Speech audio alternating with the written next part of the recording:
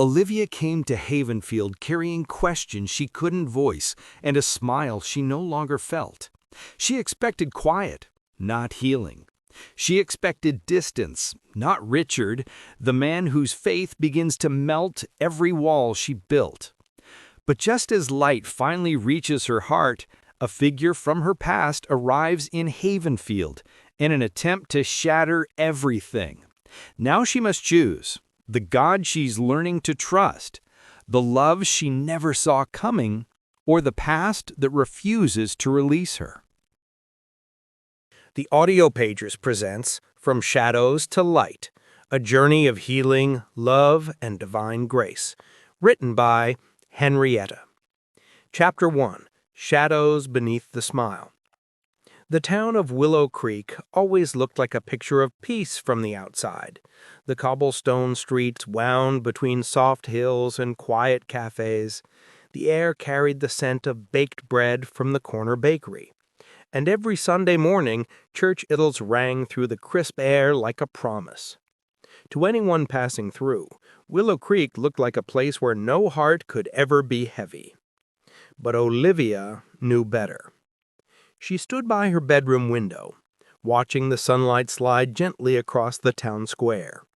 Children ran past the bakery, laughter bursting like little fireworks.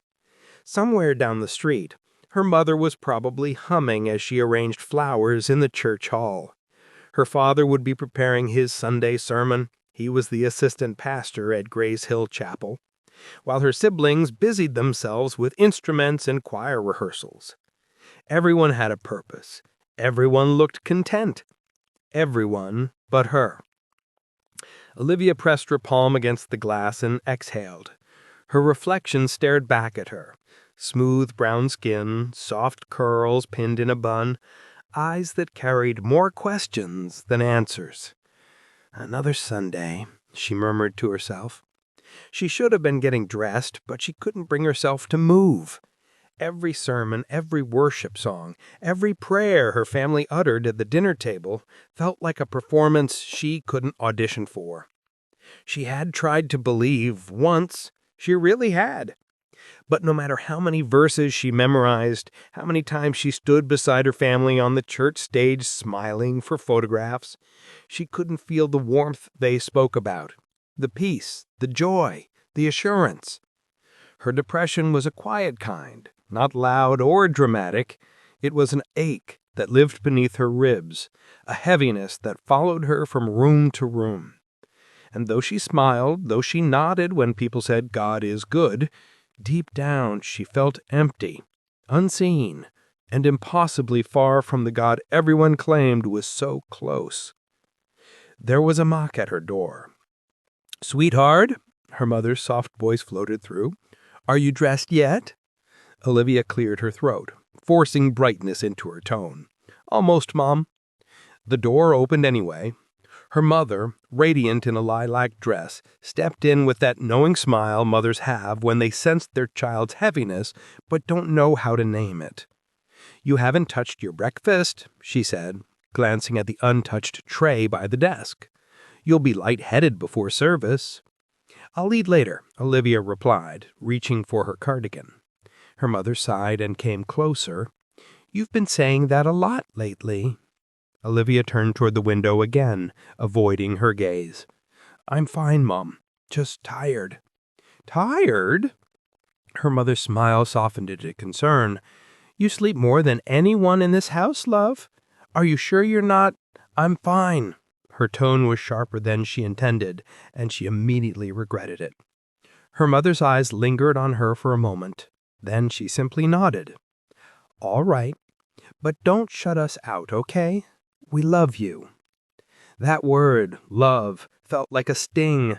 They said it often, but to Olivia, it sounded like a script rehearsed 1,000 times until the meaning was gone. "I know," she whispered.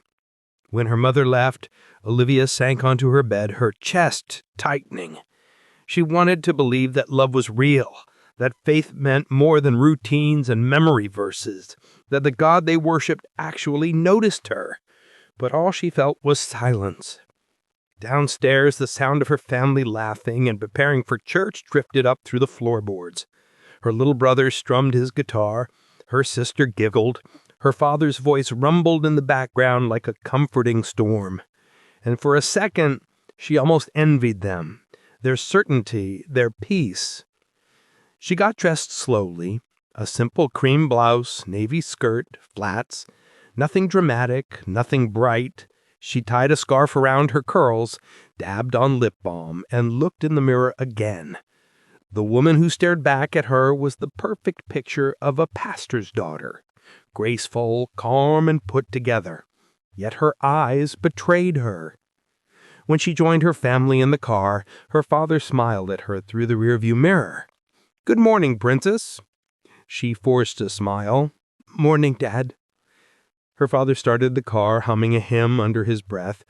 Her mother reached back to squeeze her hand affectionately.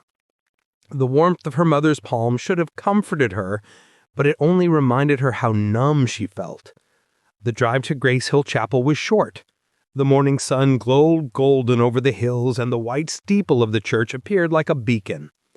As they stepped out of the car, congregants waved and called greetings. People hugged, exchanged smiles, spoke about blessings, and answered prayers. Olivia smiled back, spoke softly, nodded when appropriate, the perfect image of grace. But inside, she whispered a quiet confession only heaven could hear. "God, if you're real, why don't I feel you?" She didn't expect an answer. The sanctuary was already filled when Olivia's family walked in. Soft organ music floated through the air, mingling with the low hum of conversations and the rustle of Bible pages. Sunlight streamed through the stained glass windows, casting colors across the pews like shards of a rainbow. Grace Hill Chapel was beautiful. Everyone said so. Its white pillars, polished pews, and soaring ceilings made it look like a piece of heaven planted on earth. But to Olivia, the place had begun to feel like a stage.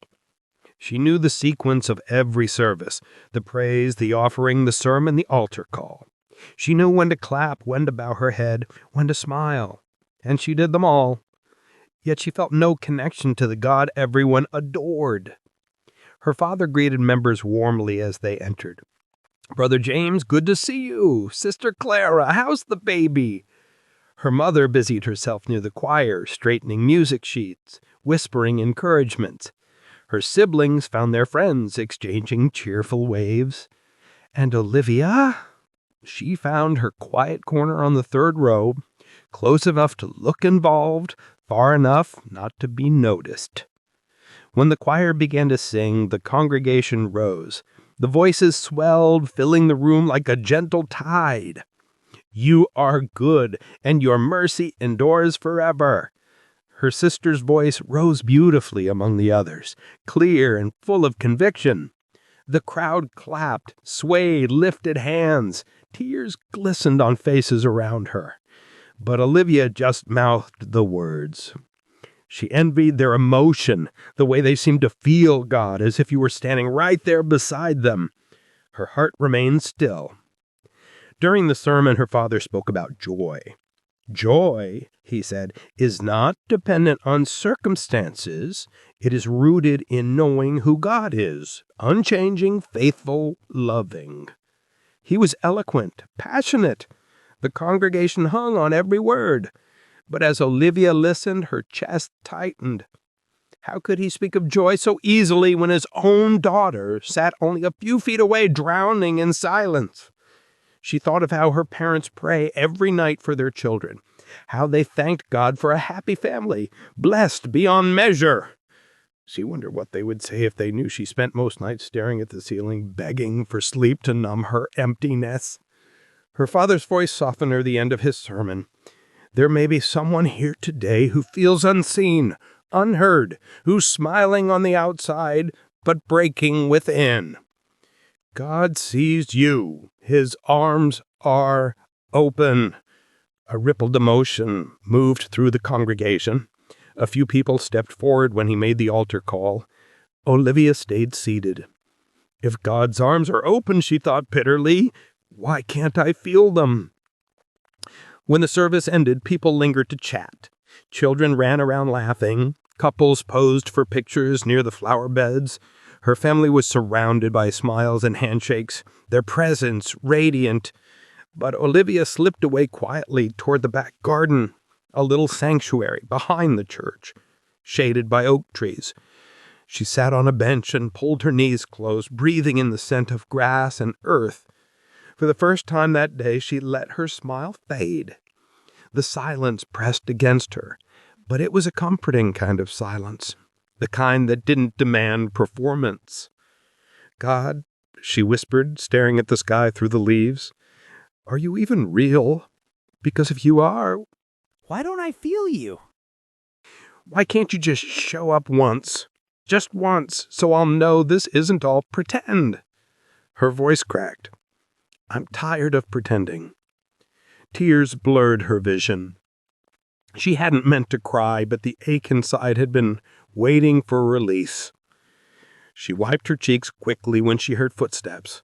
Her brother, Emmanuel, appeared from the path, his guitar case slung over his shoulder. There you are. Mom's looking for you. She forced a smile. Tell her I'll be there soon. He hesitated, studying her face. You okay? Yeah, she lied. Just wanted some air. He nodded and left. When she was alone again, she exhaled shakily. The tears had dried, but the heaviness lingered.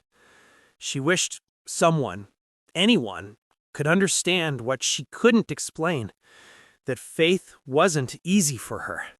That sometimes love didn't feel real no matter how much of it was given. That night, at dinner, her family laughed over light jokes. Her father prayed over the meal. Her mother passed the bread, eyes glowing with quiet contentment.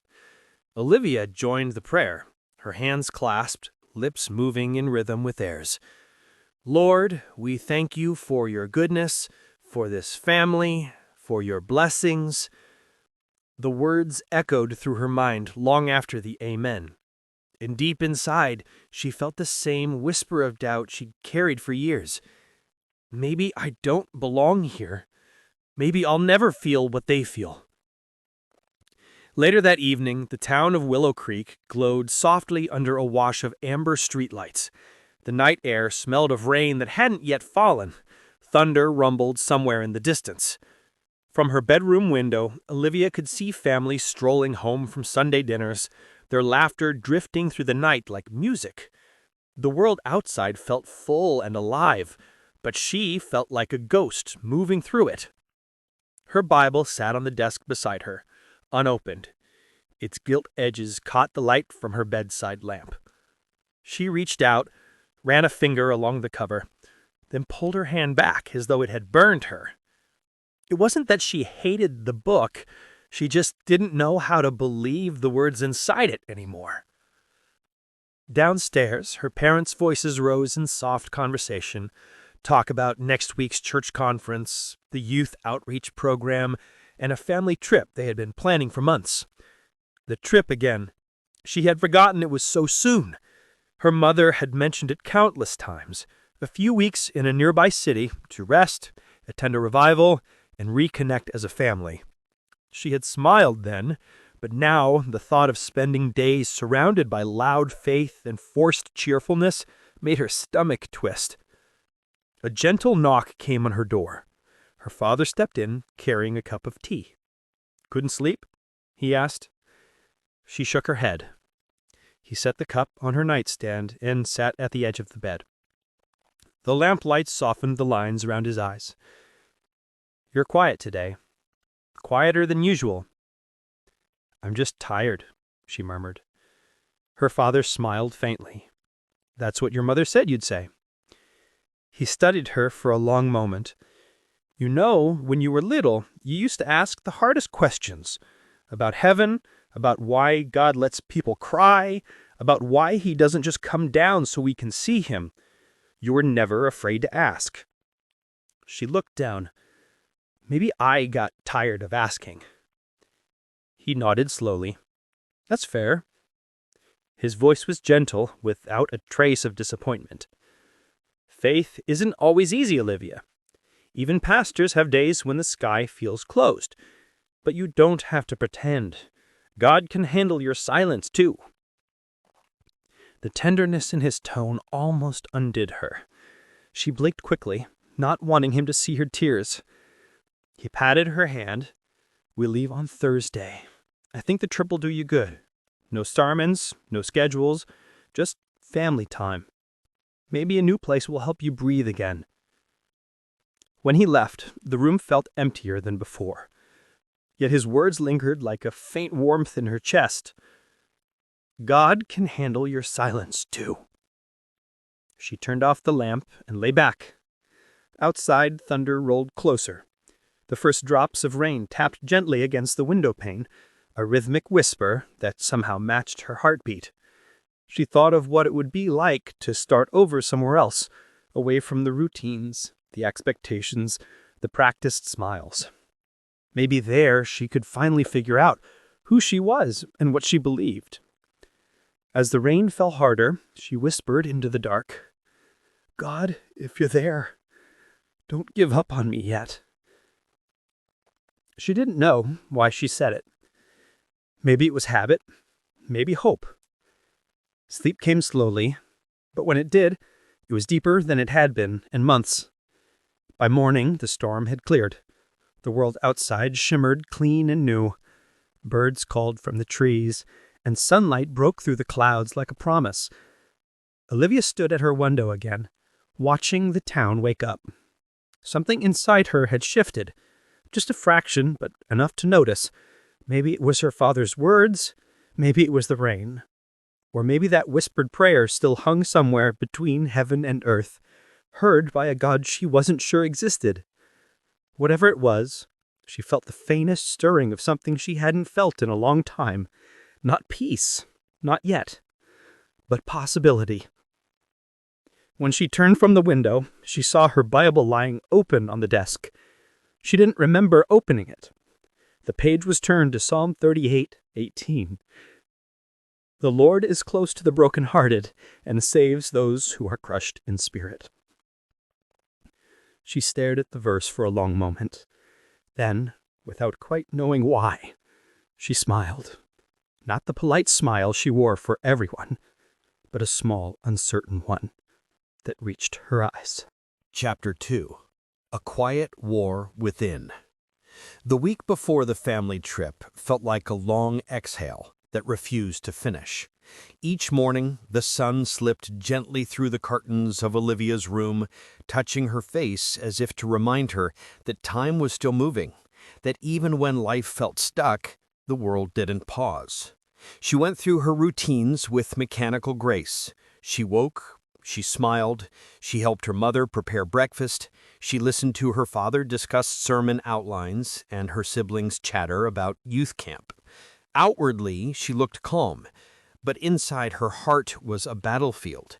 Every day was a tug of war between what she knew and what she felt. She knew she was loved, that her parents cared deeply. She knew the scriptures, the songs, the verses that promised hope and healing. She could recite them in her sleep. But what she felt was an emptiness so vast it frightened her. Sometimes she caught herself staring at the ceiling, whispering, "What's wrong with me?" It wasn't that she wanted to stop believing. She just didn't know how to keep believing when everything felt numb. That Tuesday morning, she found herself sitting alone on the porch swing, a mug of lukewarm tea in her hands. The street was quiet except for the distant bark of a dog and the soft rush of the breeze through the maple trees. The stillness felt heavy. Her sister, Jane, stepped outside, her curly hair bouncing as she leaned against the railing. "You're quiet again," she said gently. "You've been quiet a lot."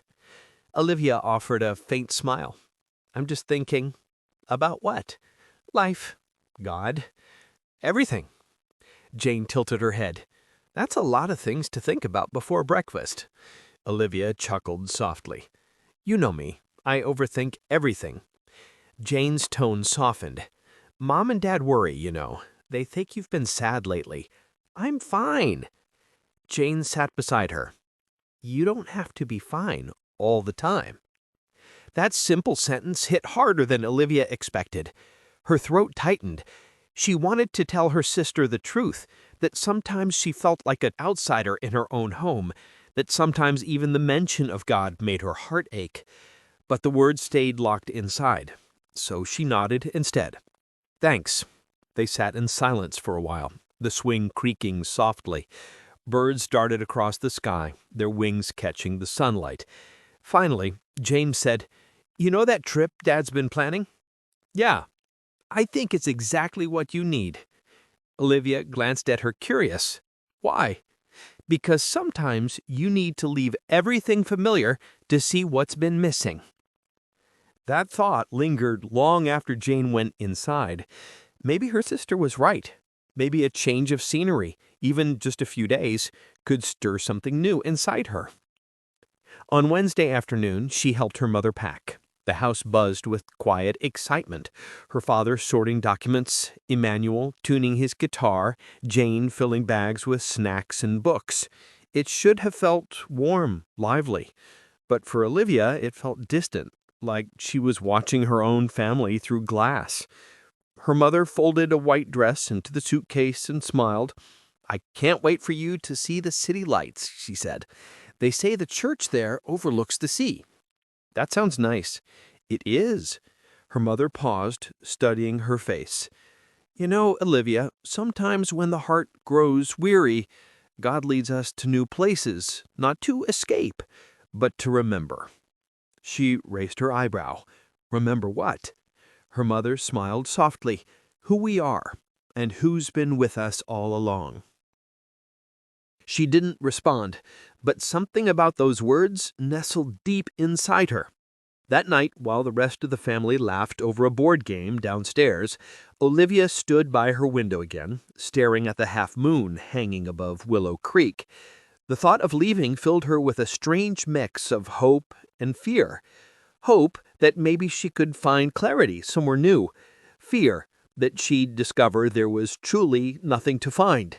She closed her eyes and whispered, "God, if you're listening, maybe I'll give you one more chance."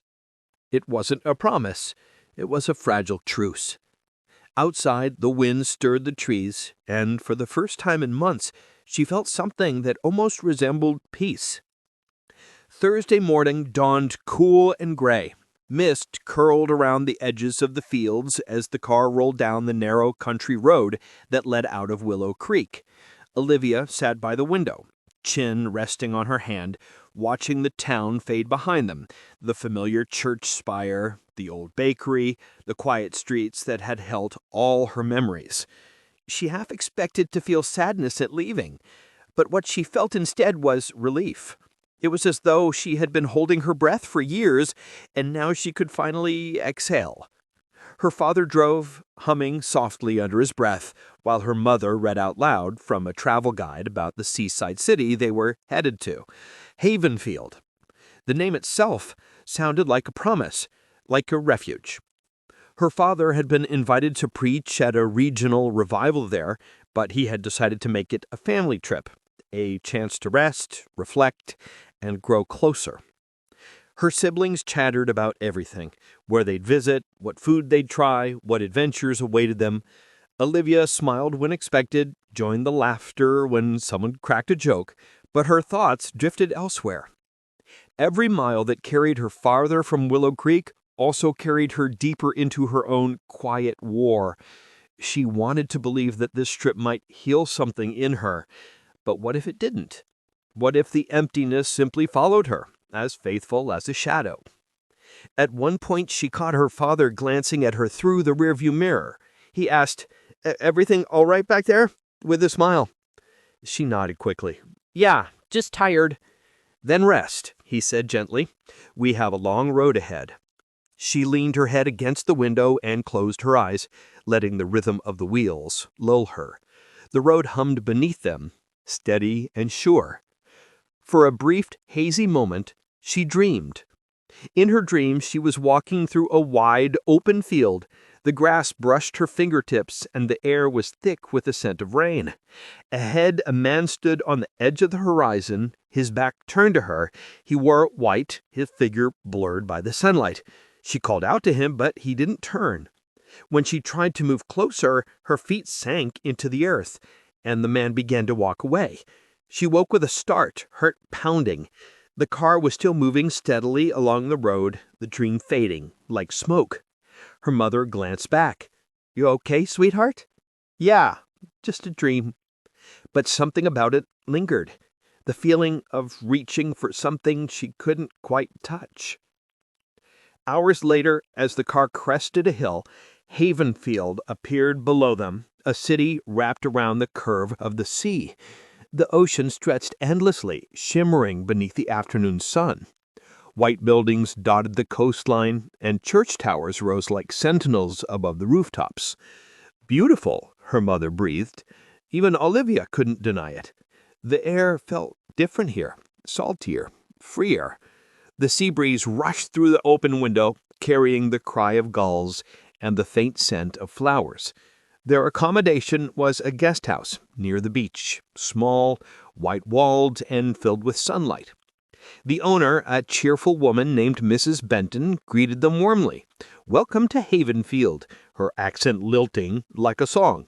"Breakfast at 7, dinner at 6, and if you need anything, my door's always open." Her kindness was simple, unforced. Olivia liked her instantly. After unpacking, she wandered outside to the small garden behind the guest house. The sea was visible through the archlam trees, blue and endless. The air hummed softly, with the sound of waves crashing against the rocks. For the first time in a long time, she didn't feel trapped. She breathed deeply, the salt air filling her lungs. Then from the distance, she heard faint music, a piano, slow and melodic. The notes drifted through the evening air like a prayer. She followed the sound to a small chapel just down the street. Its doors were open, golden light spilling out. Inside, a few people sat scattered in the pews. At the piano was a man, tall, with an easy grace, his eyes closed as he played. Something about him drew her in. He wasn't performing, he was praying through music. Each note carried something she couldn't name. Peace, maybe, or surrender. She stood quietly at the doorway, listening.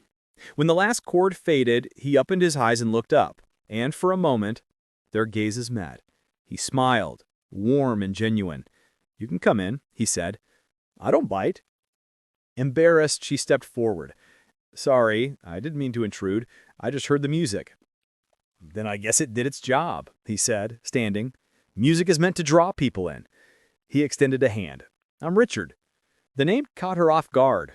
Rich, steady, unfamiliar in the seaside town. She shook his hand. "Olivia." His smile deepened. "Beautiful name." She felt an unexpected warmth rise to her cheeks. "Thank you." He gestured towards the piano. "I usually play here in the evenings. It helps me think, and sometimes pray." She hesitated. "I didn't know prayer could sound like that." "It can sound like anything," he said gently. "Even silence." Those words settled over her like a balm. For the first time in months, she felt seen. Not by her family, not by a congregation, but by a stranger who somehow understood the language of her quiet war. Olivia sat down in one of the back pews, unsure if she should stay or slip away. She felt awkward under Richard's easy gaze, not because he made her uncomfortable, but because he seemed calm. Like he carried peace, like other people carried perfume, subtly, naturally, without effort. He returned to the piano bench and began to play again, softer this time. The melody was unhurried, simple, almost like a heartbeat. She watched the way his fingers brushed the keys, graceful and deliberate. There was no showmanship in his playing. It was worship, quiet, intimate, personal. When he finished, he turned slightly toward her. "Do you play?" She shook her head. "No. I used to try when I was younger. I wasn't very good at it." "Maybe you didn't have the right teacher." She smiled faintly. "Or maybe I didn't have the patience." He laughed, a rich, unguarded sound. Patience comes when you stop trying to perform and start trying to understand. His words lingered in the air. Understand. There it was again, that quiet wisdom that felt as though it came from somewhere deeper. She leaned back in the pew. Do you always play here? Most evenings, when I'm in town. The chapel's open to anyone who wants to pray, think, or just breathe. Breathe, she repeated softly, testing the word on her tongue. Yeah, he said, smiling. Some people come to talk to God, some come to listen, and some just need a place where they can sit without pretending. Her breath caught. Without pretending. For a moment, she couldn't speak. He didn't press her. He just kept his gaze steady. Kind, curious, unhurried. I think that's what I've been doing, she finally said. Pretending. Richard didn't flinch. We all do, until Grace finds us. She frowned. Grace? Yeah, Grace doesn't wait for us to get it right. It walks into our brokenness and sits with us there. The simplicity of it undid her. She swallowed hard, blinking fast. You talk like you've been through something. I have, he said quietly. We all have. The difference is what we do with the pain afterwards. His tone carried no pity, only truth. They sat there in silence for a long while. Two strangers, one piano, and the sound of the sea filling the spaces between them. When she finally stood to leave, he rose too. Are you staying here in Havenfield for long? Just a few days. My family's here for the revival meetings. Then maybe I'll see you again, he said easily, but there is something earnest beneath his tone. A quiet invitation. She hesitated. Maybe. As she stepped out of the chapel, the evening breeze brushed against her face, cool and sweet. The sun had dipped low over the sea, painting the sky with pink and gold. For the first time in months, she felt something stir inside her. Not joy exactly, not yet, but something softer. A flicker. Hope. That night, in her small guest house room, she sat by the window long after her family had gone to bed. The moonlight spilled across her notebook, illuminating an old page filled with half-finished thoughts. She picked up her pen. For weeks, she hadn't been able to write anything, not even in her journal. But tonight, words began to flow. I met someone today. Not in the way I expected, not a stranger to fall in love with, but a man who spoke peace like a language. I don't even know why it mattered, but it did. She paused, then wrote again. He said grace finds us where we are. I don't know if that's true, but maybe I want it to be. She closed the notebook and pressed it against her chest. The sea murmured beyond the window. Somewhere in the distance, faint music drifted again. Maybe from that same chapel, maybe just her imagination. Whatever it was, it sounded like a promise. And for the first time in a long, long while, Olivia whispered a prayer. God, if you are really there, don't let me miss you again. The words trembled out of her like a confession, and as she sat there in the moonlight, tears on her cheeks, and the sound of the ocean echoing through the night, she didn't know that heaven was already moving, quietly, tenderly, to answer. One morning as she wandered into the town square, a group of volunteers stood outside a small white church, Havenfield Chapel. Unloading boxes of supplies, there was something inviting about the scene. The chatter, the warmth, the smell of freshly baked bread drifting from the nearby cafe. A woman waved at her, cheerful, gray-haired, and radiant with kindness. Good morning, dear. You're new around here, aren't you? Olivia smiled faintly. Yes, just visiting with my family. Well, you picked the right time. We're gathering donations for the Hope Center. It's a small outreach we run for children and families who've lost their homes to last month's storm. The word stirred something inside her. Hope Center. She had passed the building the day before, an old lighthouse converted into a community home. She hadn't known it was part of the church. The woman continued. You're welcome to join us if you like. We could always use an extra pair of hands and a smile like yours. Olivia hesitated, then nodded. I'd like to. For the first time in a long while, she spent a morning doing something that wasn't about herself. Sorting clothes, arranging supplies, and laughing quietly with strangers who treated her like a friend. There was peace in the simplicity of it. No expectations, no pretending, just doing something small and good. When she returned to the guest house that evening, her parents noticed the change. You look lighter, her mother said softly. Just tired, I guess. Her father looked up from the tea. We were talking about heading back home tomorrow. I have work waiting, and your mother's church conference is next week. Something inside her clenched. Tomorrow? He nodded. Why? Did you want to stay longer? Her words came before she could second-guess them. Actually, yes. The table fell silent. Her mother frowned slightly. Stay alone? I feel like I need to, she said, her voice barely above a whisper. This place, Havenfield, it's quiet, peaceful. I haven't felt that in a long time. Her father leaned back and studied her face. There was no rebellion in her tone, only longing. I met some people at the church, she continued. They're running something called the Hope Center. I thought maybe I could volunteer for a while, help out, think, pray. Her mother's expression softened, a hint of worry still in her eyes. You haven't spoken about praying in months. I know, she said gently. Maybe that's why I need to start again. Her father reached across the table and took her hand. Sometimes God speaks loudest when we're quiet enough to listen, he said. If you believe you need to stay, we'll trust that. Tears pricked her eyes. Thank you, Daddy. Her mother sighed and nodded, blinking away her own emotion. Just promise you'll call us often and stay close to the church, not wandering right alone. I promise. The next morning was heavy with goodbyes. Her mother fussed over her bags, taking in snacks that she didn't need. Her brother hugged her twice, pretending he wasn't worried. Her father prayed over her before they left, a quiet, steady prayer that wrapped around her like a blanket. When the family car finally pulled away from the coastal road, a strange stillness settled over her. She stood on the porch of the guest house, watching the sea shimmer in the distance. The wind tugged at her hair. The waves moved in their endless rhythm. For the first time in years, she felt both abandoned and free. That evening, she walked to the church again. The sun was sinking into the water, painting the horizon in pink and gold. The same gray-haired woman from before, Mrs. Oliver, painted her with open arms. Back again, dear? That's wonderful. Olivia smiled faintly. I decided to stay for a while. I want to help. Mrs. Alder clapped her hands together. Oh, praise God. You have a servant's heart, I can tell. You'll fit right in. They worked side by side for hours, sorting supplies, setting up benches for Sunday service, and lighting candles. Later, when the volunteers had gone, Olivia lingered in the empty chapel. The stained glass windows glowed in the fading light, casting colors across the pews.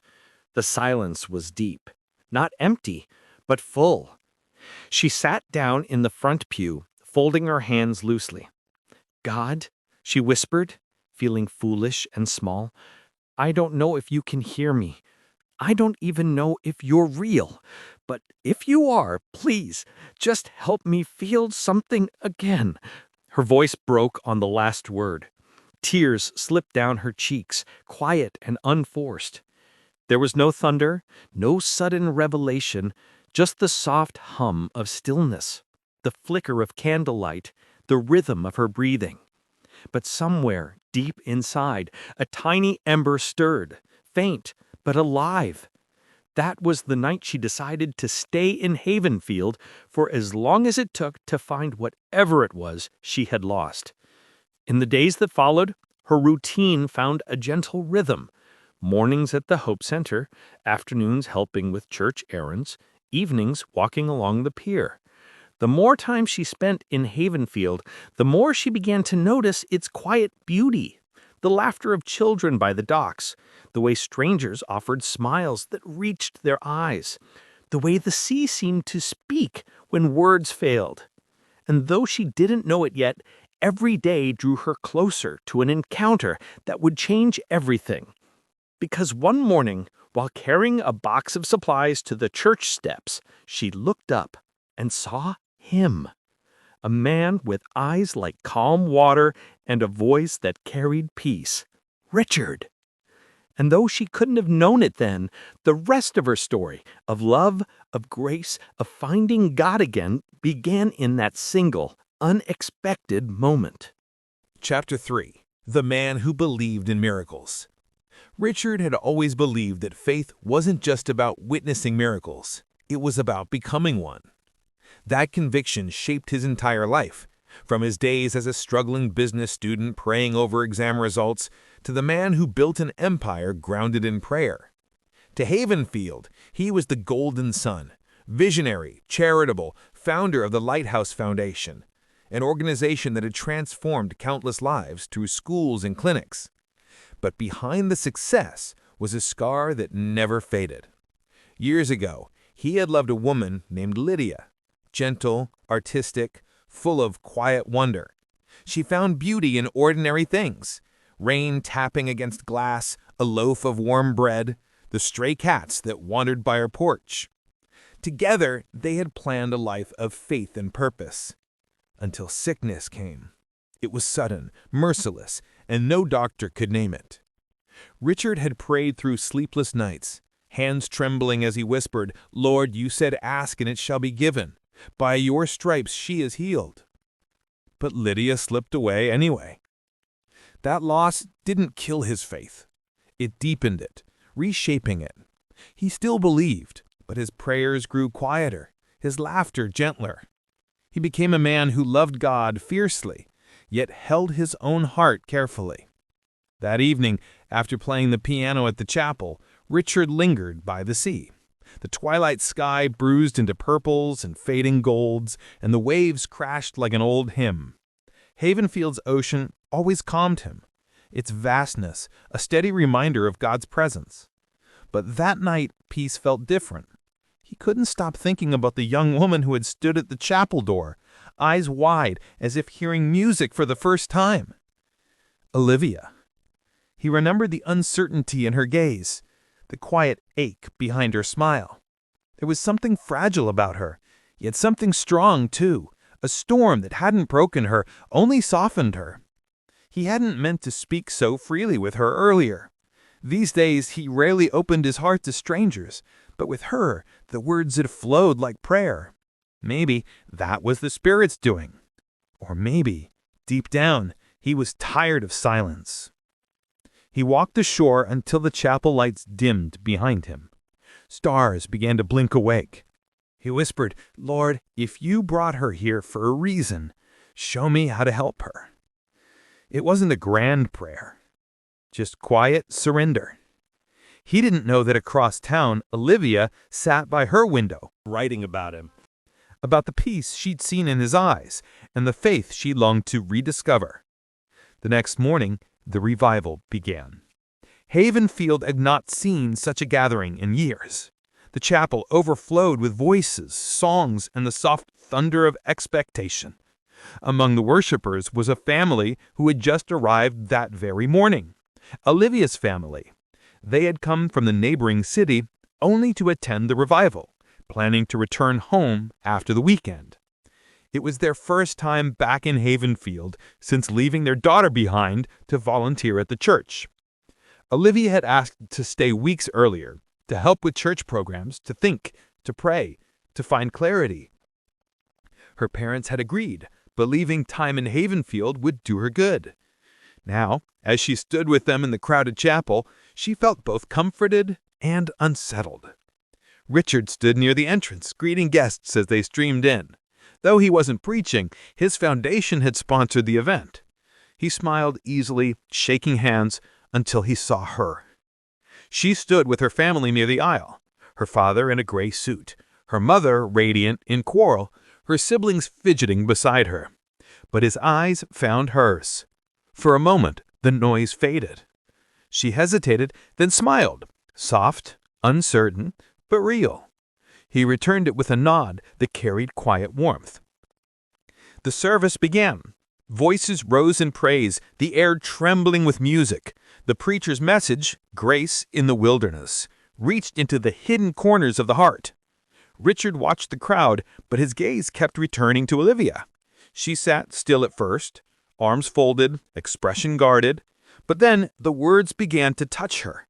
When the preacher spoke about the God who meets us, not in fire or storm, but in a whisper, her eyes glistened. The altar call came. People rose, tears streaming, hearts softening. And when Richard bowed his head to pray, he felt a stirring and opened his eyes just in time to see her step forward. Olivia knelt at the altar, trembling, hands clasped tight. Her father stood a few rows behind, tears streaming freely. And in that moment, Richard's own heart cracked open in awe. "Thank you, Lord," he whispered. "Something sacred is happening." The revival ended with songs that seemed to brush the edge of heaven. People lingered long after the benediction, praying, hugging, laughing through tears. Olivia stood near the front pew, wiping her eyes. She didn't understand what had come over her. One moment she was guarded. The next she was weeping at the altar, whispering words she hadn't planned. "Lord, if you're real, please don't leave me like this." Her family surrounded her, faces radiant with joy. Her father's voice broke as he said, "You don't know how long I've prayed for this moment." When the church began to empty, she saw him, Richard, standing near the pulpit, talking with the pastor. He noticed her, excused himself, and walked over. "Hey," he said gently, his tone soft over the fading music. "You were brave tonight." She blinked. "Brave?" He nodded. "It takes courage to face what hurts." She laughed lightly, her voice still shaky. "I didn't plan it. It just happened." "That's usually how grace works," he said with a small smile. "It happens when you stop planning and start surrendering." They stepped outside. The night was cool, the scent of salt and rain on the wind. Lanterns flickered along the chapel path, painting the stone in gold. After a long silence, she spoke. "I've been angry at God for a while. Or maybe just tired." Richard nodded. God can handle tired hearts. She looked up at him. "You talk like someone who knows that." "I do," he said quietly. "I lost someone I love deeply. But I learned that faith isn't having all the answers. It's trusting the one who does." The sea murmured nearby, and she wrapped her arms around herself. "I want to believe again," she said softly. He smiled, eyes kind. "Then that's enough for tonight. Faith doesn't begin with certainty. It begins with desire." They stood together, the silence full of meaning. Before they parted, he said, "There's a little cafe by the pier, Harbor Light. They serve cinnamon rolls that taste like mercy. Would you join me tomorrow?" She laughed, her smile shy but genuine. "Breakfast or fellowship?" He grinned. "Let's call it both." Morning came golden and bright. Havenfield stirred awake under a sky brosed with sunlight. Olivia dressed simply, feeling lighter than she had in months. Her parents would soon be leaving again, returning to their city life, but she had chosen to stay behind. This time with a quiet sense of purpose she couldn't explain. She found the cafe easily. Richard was already there, a book open beside his mug. He looked up and smiled, the kind of smile that made her feel seen. "Good morning," he said. "Morning," she replied, settling opposite him. "Cinnamon rolls," he said, gesturing to the plate between them. "Best in Havenfield." She laughed softly. "They smell heavenly." He grinned. "Faith and pastries, an unbeatable combination."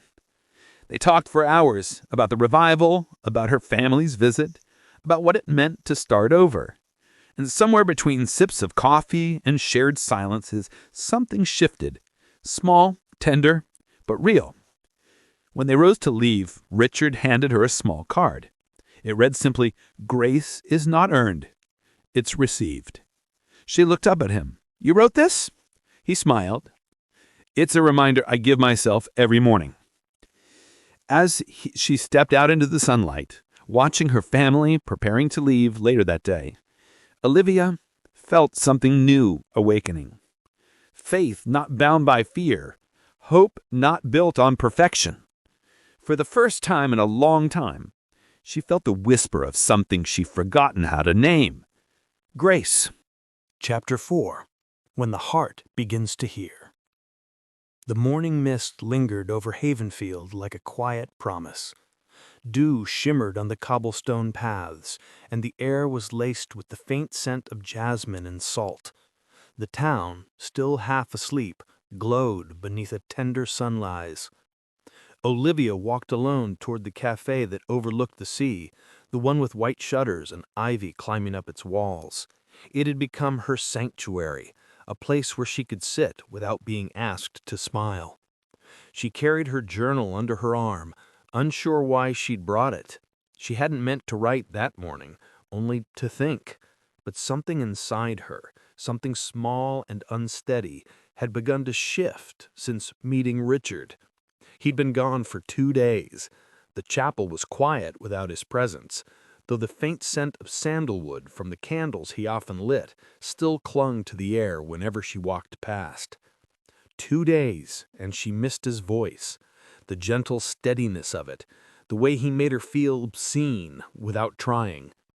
She ordered a cup of tea and sat by the window. The ocean was a sheet of silver in the distance. Seagulls drifted lazily, and the wind whispered through the open shutters. She flipped open her journal. The last entry stared back at her. Grace finds us where we are. Her pen hovered over the page. She wanted to believe that, but believing was hard when you'd spent years doubting everything: God, family, even yourself. She sighed and looked out at the sea again, whispering under her breath, "God, if you really are there, show me something real." As if in answer, a familiar voice said behind her, "You're up early." She turned. Richard stood there, dressed simply in a navy shirt and light slacks, his hair still damp from the morning breeze. His smile was easy, but his eyes carried that same quiet warmth she remembered. "I could say the same to you," she said, closing her journal quickly as if caught doing something private. He chuckled. "I come here most mornings before meetings. The tea's terrible, but the view redeems it." She smiled. "You own half this town and still drink bad tea?" "I own less than people think," he said, sliding into the chair opposite her. "And some things aren't meant to be perfect. Tea, for instance. If it's too smooth, you won't notice its flavor." She laughed softly. "You make even tea sound philosophical." He grinned. "Everything means something, if you're listening." If you're listening. The words echoed in her heart longer than they should have. He noticed the journal on the table and tilted his head. "Do you write?" "Sometimes, mostly when I can't talk." "Then your words must be honest." She hesitated, unsure what to say. He didn't mean it as flattery. He meant it as truth. That was always what disarmed her about him. He spoke as if he'd spent time learning silence. They sat for a while, talking about small things, the weather, the town, family. He mentioned he'd be helping organize one of the charity outreach programs. "I work with the Havenfield Hope Foundation. We provide housing and education for orphans and displaced families." "You do all that?" she asked, surprised. He shrugged lightly. "It's not charity if it's what you're called to do. Purpose is just love in motion." She watched him, seeing beyond his calm demeanor for the first time. There was a story behind that kind of certainty, not arrogance, but the kind that had been carved through pain. "What made you so sure of God?" she asked softly. "I mean, everyone talks about faith, but you talk like it's real." He looked out the window, his expression tender. "Because it is, and because I know what life feels like without it." She waited, sensing he was about to share something sacred. I lost my parents in a plane crash when I was 20. They were missionaries on their way to a conference. I was supposed to go, but I stayed behind for a business deal. The guilt almost destroyed me. Her breath caught. "I'm so sorry." He nodded slowly. "For a long time I thought God had punished me. I built walls around my pain and called them strength. Success came, but peace didn't. Until one night I broke. I told God, 'If you're real, find me.' And he did." He paused, his eyes glistening but steady. "Not through a voice or miracle, just peace. I can't explain it. One moment I was drowning, and the next I knew I was held. That's what grace does. It finds us before we even know we're lost. Olivia swallowed the lump in her throat. His words cut through her like light breaking into darkness. She saw herself in his story, the emptiness, the questions, the quiet ache of wanting to believe. She whispered under her breath, "And you've never doubted since?" He smiled faintly. "Faith isn't the absence of doubt, Olivia. It's the courage to believe even when you do." The cafe seemed to fall away. The chatter, the clinking cups, the hum of life. All she could hear was his voice, soft but certain, echoing through her soul. She lowered her gaze to her tea, her heart suddenly tender. "I don't know if I can believe like that. I've been pretending for so long I don't even know what's real anymore." Richard reached across the table, not touching her hand, but resting his palm near hers, a gesture of nearness, not intrusion. He said, "Then start with honesty. God can work with that. He's not waiting for you to impress him, just to let him in." She didn't realize she was crying until a tear splashed onto her journal. Embarrassed, she brushed it away. But he didn't look away. He simply sat there, quiet, steady, like an anchor in the storm. When she could finally speak, her voice was low. "You make it sound so easy." He said, "It's not," softly, "but it's worth it." That evening, Olivia walked along the beach, her thoughts restless and alive. The sun melted into the horizon, turning the waves copper and gold. She thought of Richard, his voice, his faith, his peace. But it wasn't romantic longing that filled her heart. It was hunger, a deep yearning for the God he knew. She sat on a smooth rock and closed her eyes. "God," she whispered, "I don't know how to find you, but if you're real, if you're who he says you are, then find me too." The waves lapped gently at the shore, and a soft wind stirred her hair. No lightning, no booming voice, just quiet. And yet something in that quiet felt different. She couldn't explain it, but for the first time, the silence didn't feel empty. She opened her eyes and saw Richard walking along the beach not far from her, speaking with a small group of children. They laughed as he handed out small brown paper bags. Food, she guessed. Her heart swelled watching him, the ease with which he smiled, the tenderness in the way he bent to the children's level. It wasn't charity, it was love. And suddenly she understood what he meant. Purpose is love in motion. She stayed there until the sky turned indigo and the first stars blinked awake. When Richard approached, he didn't seem surprised to see her. "You like this place?" "I do," she admitted. "It feels honest." He nodded. "The ocean teaches that. It's always moving, always honest about its depth." They stood side by side, the sea stretching endlessly before them. He said quietly, "There's something different about you tonight." She smiled faintly. "Maybe I'm tired of running." He said, "That's a good place to start. When we stop running, grace starts walking toward us." They stood in silence again, but it wasn't awkward. It was sacred, like prayer without words. Later that night, as she lay in bed, her heart was strangely light, not because her doubts were gone, but because she'd finally stopped pretending she didn't have them. She thought about Richard's story, his loss, his faith, his peace. How could a man who had every reason to be bitter still smile like that? Still believe? Still love? She whispered into the darkness, "Maybe grace really does find us." And as she finally slept, she dreamed of standing in the ocean, the water shimmering around her ankles. A voice, gentle, steady, whispered through the wind, "I was never far, my child. I've always been here." She woke with tears in her eyes, but her heart was calm. For the first time in years, she felt not whole yet, but healing. And deep inside, she knew something sacred had begun. Chapter 5. When Faith Feels Foreign. The week drifted by like a long exhale over Havenfield. The town's rhythm was slow and tender, children playing near the harbor, women laughing as they arranged sunflowers outside the florist's shop, and the steady hum of waves brushing the shore like the heartbeat of the world. Olivia had begun to walk every morning now.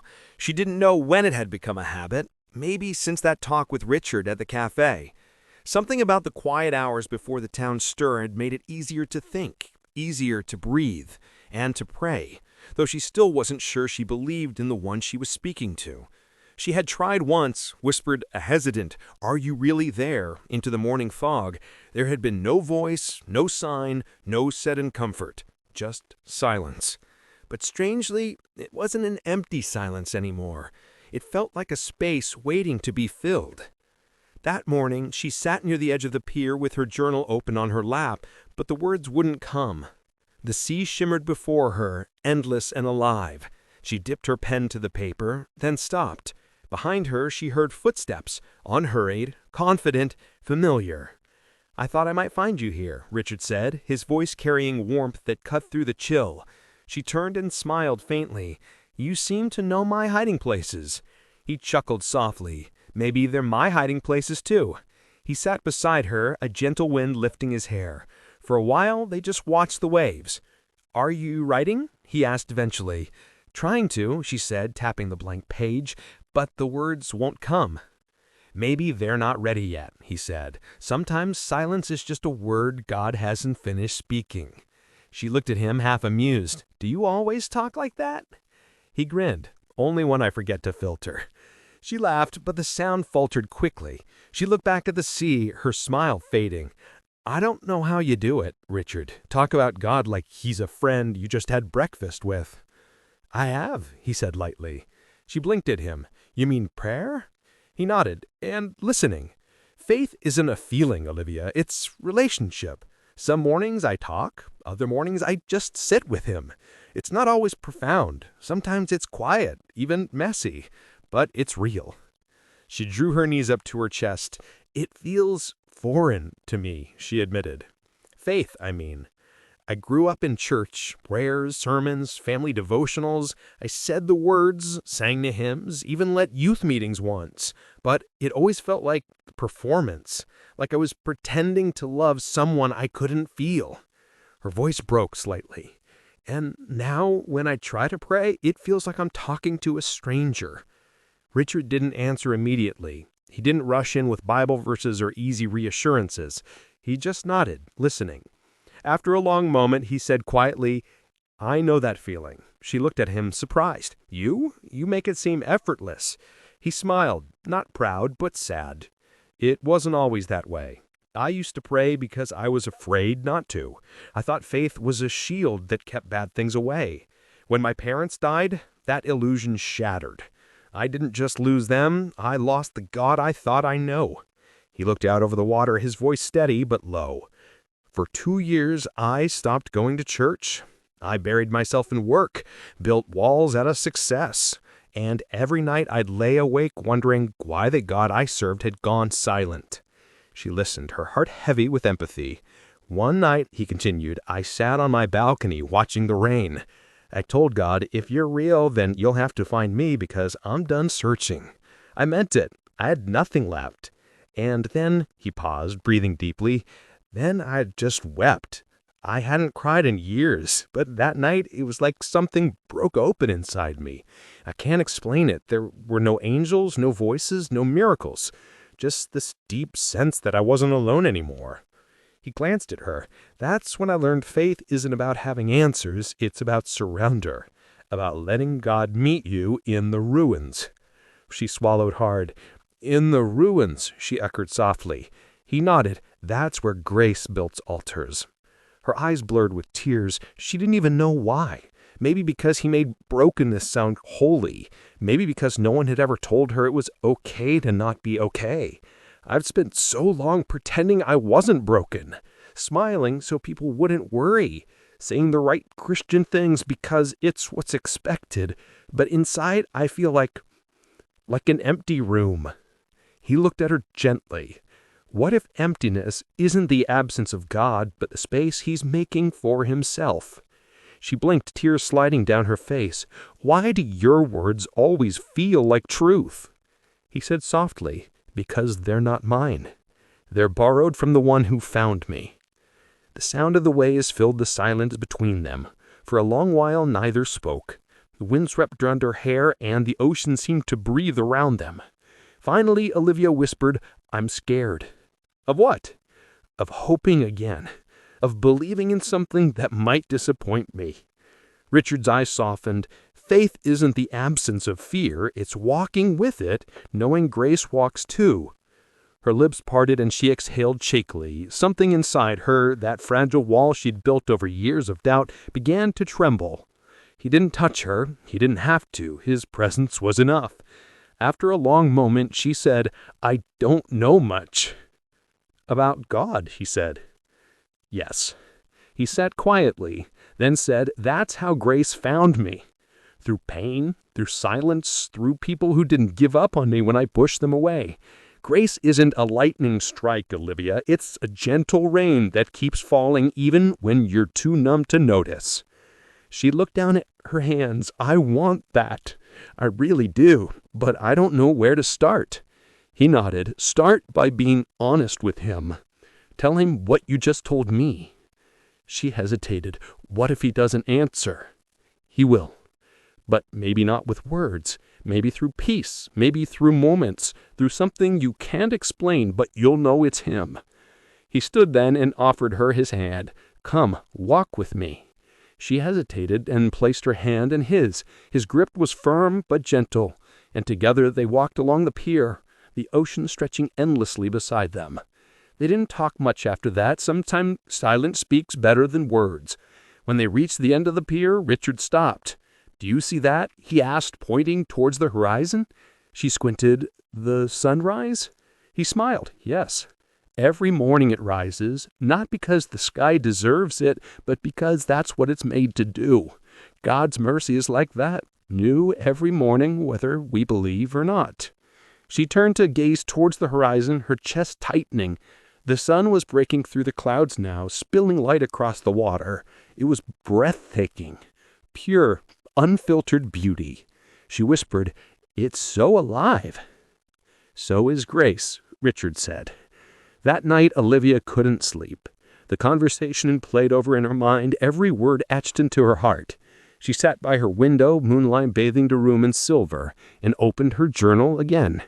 She began to write.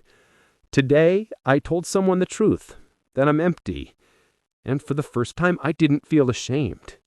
Maybe emptiness isn't a curse. Maybe it's space waiting for something holy."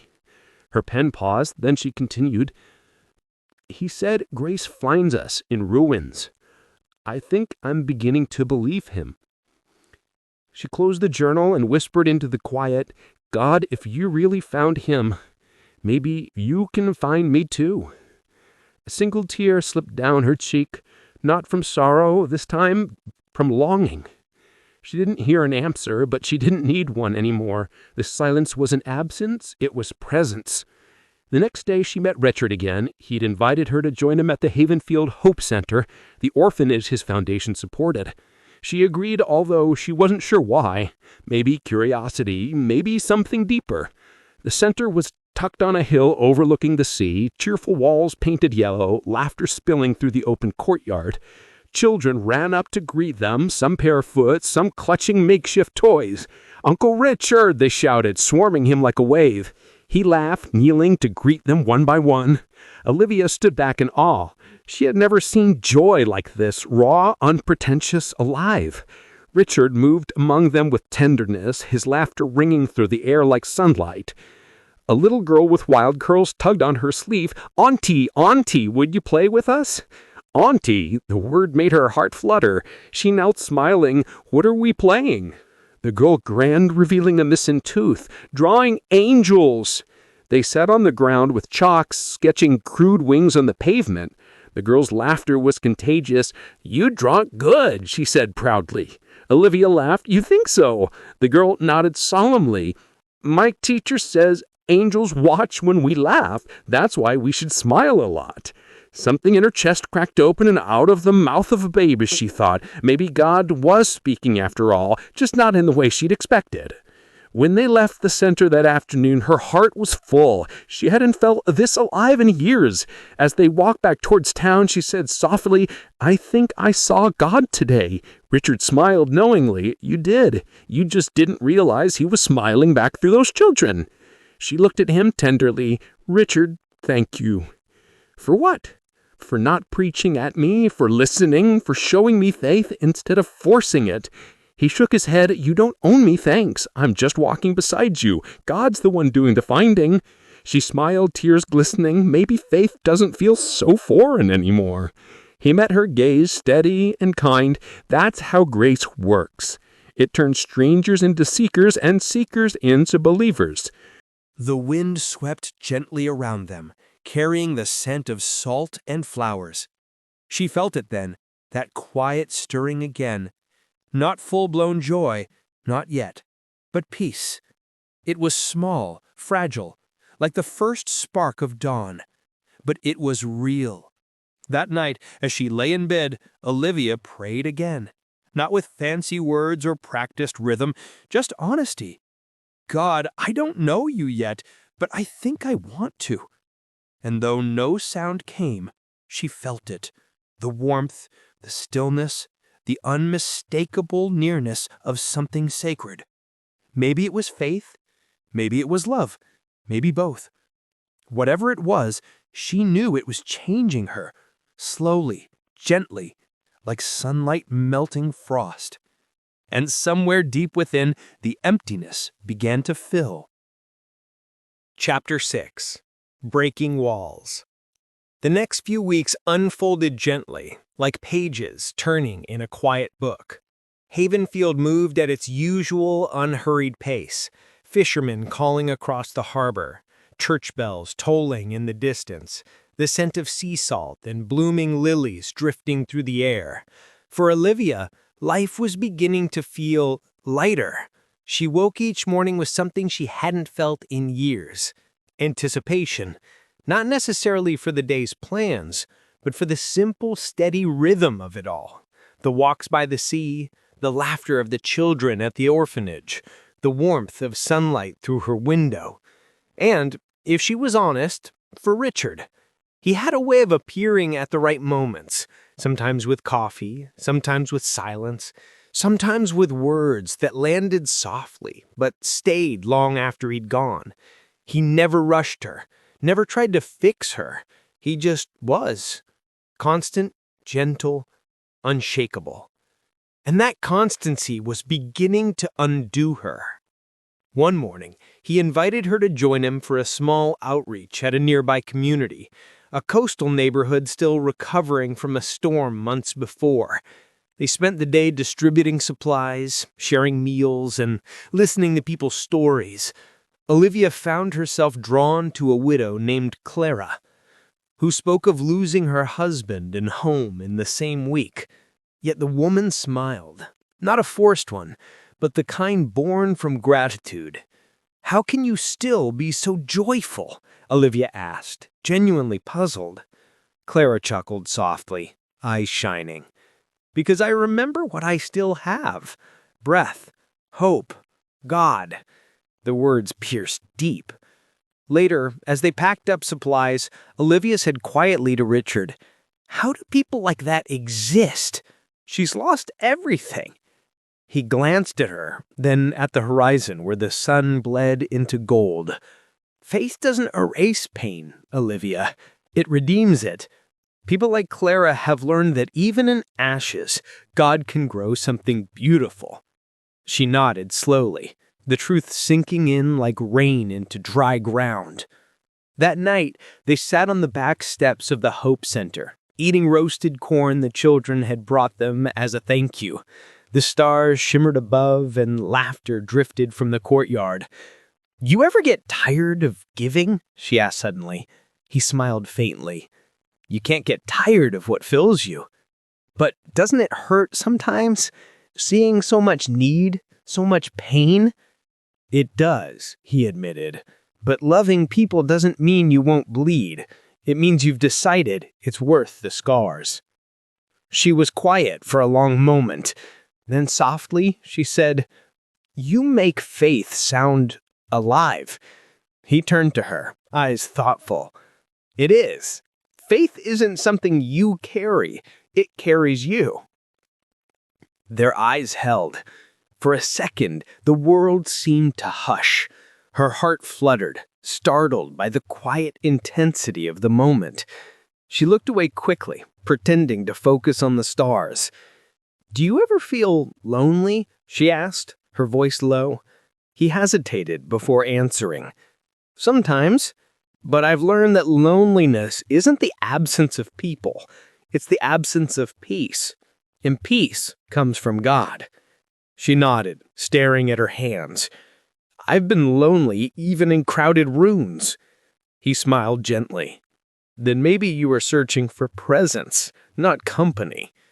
Something inside her broke open at those words, not painfully, but tenderly, like a wound beginning to heal.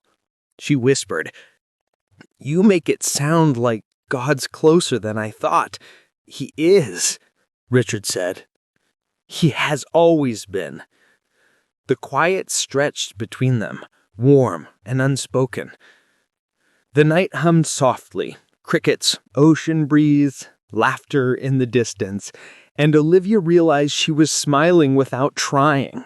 For years her emotions had felt muted, laughter hollow, joy distant. But lately she'd been laughing more, feeling more, living more. And that terrified her, because deep down she feared it wouldn't last. Over the next few days, Richard and Olivia spent more time together, sometimes at the Hope Center, sometimes by the pier, sometimes walking the cobbled paths of Havenfield with no destination at all. He talked about ordinary things. Business challenges, his late mother's cooking, his childhood adventures on the beach. She shared fragments of her own story, her father's gentle voice, her mother's endless prayers, the way she used to sing in church before silence became easier. One evening, as the sky blushed into twilight, they found themselves back at the chapel where they'd first met. It was empty except for the faint echo of the waves outside. Richard walked to the piano and began to play softly, the same hymn as before, but slower, fuller. Olivia closed her eyes. The music wrapped round her like a prayer. When he stopped, she whispered, "It's beautiful," he said quietly. "So are you." Her eyes snapped open. He wasn't looking at her with flirtation, but with reverence, like someone seeing light through stained glass. Her throat tightened. "Don't," she said, her voice trembling. "Please don't say things like that." "Why not?" "Because," she took a shaky breath, "because I might believe you, and I don't know what to do with that." He rose from the piano bench and walked toward her, stopping a few feet away. "Olivia, I won't lie to you. I care about you deeply, but I'm not here to confuse you or make promises I can't keep. What I feel isn't infatuation, it's respect, it's admiration, it's love, maybe, but the kind that wants to see you free first." Her breath hitched. "Free?" He nodded. "Free from fear, from guilt, from whatever keeps you from seeing how loved you already are, by God before anyone else." Tears welled in her eyes. "You make it sound so easy." "It's not," he said softly, "but it's worth fighting for." She looked at him, really looked at him, and saw not a perfect man, but a sincere one. Someone whose faith wasn't polished, but lived in, weathered by storms, yet still shining. Something inside her shifted again. A mixture of longing and peace. He took a small step closer. "Can I pray with you?" She hesitated, then nodded. He held out his hand, open, but not forceful. She placed hers in his, trembling slightly. His palm was warm, steady, grounding. "Father," he said quietly, "thank you for Olivia. Thank you that you've never left her side, even when she couldn't feel you. Teach her that she doesn't have to earn your love. It's already hers. Heal what's broken, restore what's been lost, and remind her that she's never been alone. In Jesus' name, amen." By the time he finished, tears were streaming down her cheeks. She didn't wipe them away. For once, she let herself feel everything: grief, gratitude, hope. When she finally opened her eyes, he was still there, still holding her hand, still steady. "Thank you," she whispered. "Don't thank me, thank the one who listens." She nodded, unable to speak. That night, she sat by her window long after midnight, replaying every word, every glance, every quiet prayer. Her hurt felt raw, alive, and terrifyingly open. She wrote in her journal, "I think I'm falling, not just for him, but for peace, for faith, for the idea that love doesn't have to hurt to be real." But fear keeps whispering, it won't last. It never does. She closed her eyes, clutching the notebook to her chest. The whispers of fear were familiar, voices from years of disappointment. But underneath them, another voice was rising, softer, steadier. "Be still. I am not like them." She didn't know if it was her imagination, her heart, or God himself, but it silenced the fear long enough for her to breathe again. A week later, they spent an afternoon at the children's choir practice. Richard was helping tune the old instruments, while Olivia assisted the little ones learning hymns. The laughter, the off-key singing, the chaos, it all filled her with a strange, unexplainable joy. After the rehearsal, one of the older girls shyly handed her a flower crown made from daisies. "For you, Miss Olivia, because you look happier now." Olivia blinked back tears, placing the crown on her head. "Thank you, sweetheart." Richard watched from across the courtyard, smiling softly. Later, as they walked home, he said, "You glow when you laugh." She rolled her eyes playfully. "Don't start." "I'm serious," he said. "That joy, it's the most beautiful thing about you. And it's not from me. It's from him." She smiled, her heart swelling. "Maybe I'm finally learning how to let light in. That's all Grace asks for, a little openness." They reached the pier just as the sky turned amber. The sea was calm, mirroring the heavens. She turned to him, her voice barely above a whisper. "Richard, what if I lose this peace, this feeling?" "You won't," he said firmly, "because it's not built on feelings, it's built on truth. And truth doesn't leave when emotions fade." She swallowed, tears welling again. "I'm afraid, Richard." "I know," he said gently, "but courage isn't the absence of fear, Olivia. It's choosing love in spite of it." Her eyes glistened. "And what if I choose wrong?" He smiled, his voice soft but certain. "Then Grace will meet you there too." The wind picked up, brushing through her hair. The world felt still. She didn't know who moved first, but suddenly she was in his arms, not in passion, but in comfort. A quiet, reverent embrace that said, "You're safe." He whispered against her hair, "You're not broken, Olivia. You're being rebuilt." She closed her eyes, tears falling freely.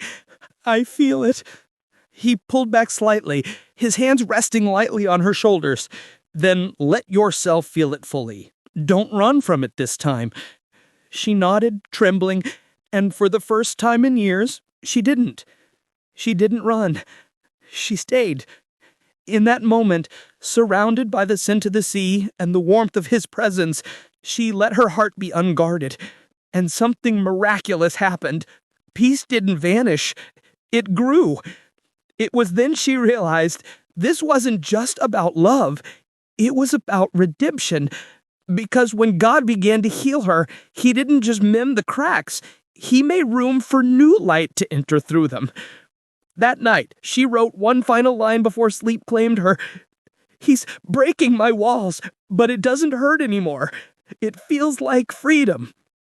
Chapter 7. When Love Begins to Speak. The air in Havenfield that evening carried a quiet kind of holiness. The wind was soft, the sea calm, and lanterns glowed along the streets like a trail of light leading somewhere sacred.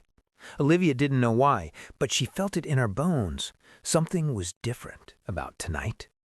Richard had invited her to the annual evening of worship at Grace Chapel, the heart of Havenfield's faith community. It wasn't a typical service. It was a gathering where the entire town came together to sing, pray, and share stories of grace. Olivia hesitated at first. Crowds still made her uneasy, and worship reminded her of the emptiness she used to feel in church pews as a child, when everyone seemed connected to God but her. Yet something in Richard's voice when he asked had stirred curiosity rather than fear. "Come," he had said simply. "You don't need to do anything. Just be there." So she came. The church glowed from within as she stepped through its open doors.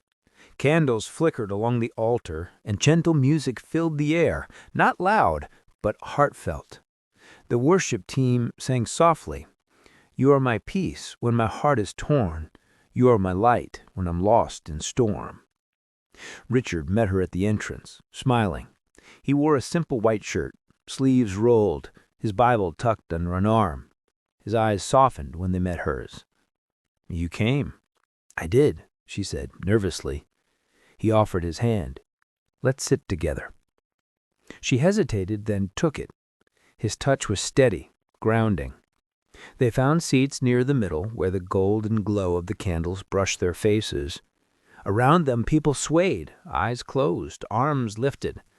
Olivia sat still, watching. She admired their freedom, how unashamed they seemed, how safe. Then as the song faded, the pastor stepped up. He was an elderly man with kind eyes and a deep voice that filled the room. "Tonight," he said, "we are not here to perform for God. We are here to let Him perform healing in us." The words landed heavy in her heart. Healing. That was what she had been searching for. Not noise, not routine, but quiet restoration. The worship began again, rising and falling like waves.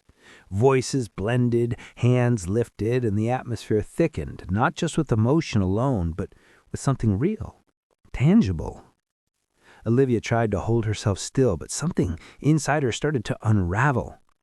Images flashed in her mind, her childhood prayers that seemed unanswered, her parents' faith that felt forced. The countless nights she'd cried alone, wondering if anyone truly saw her.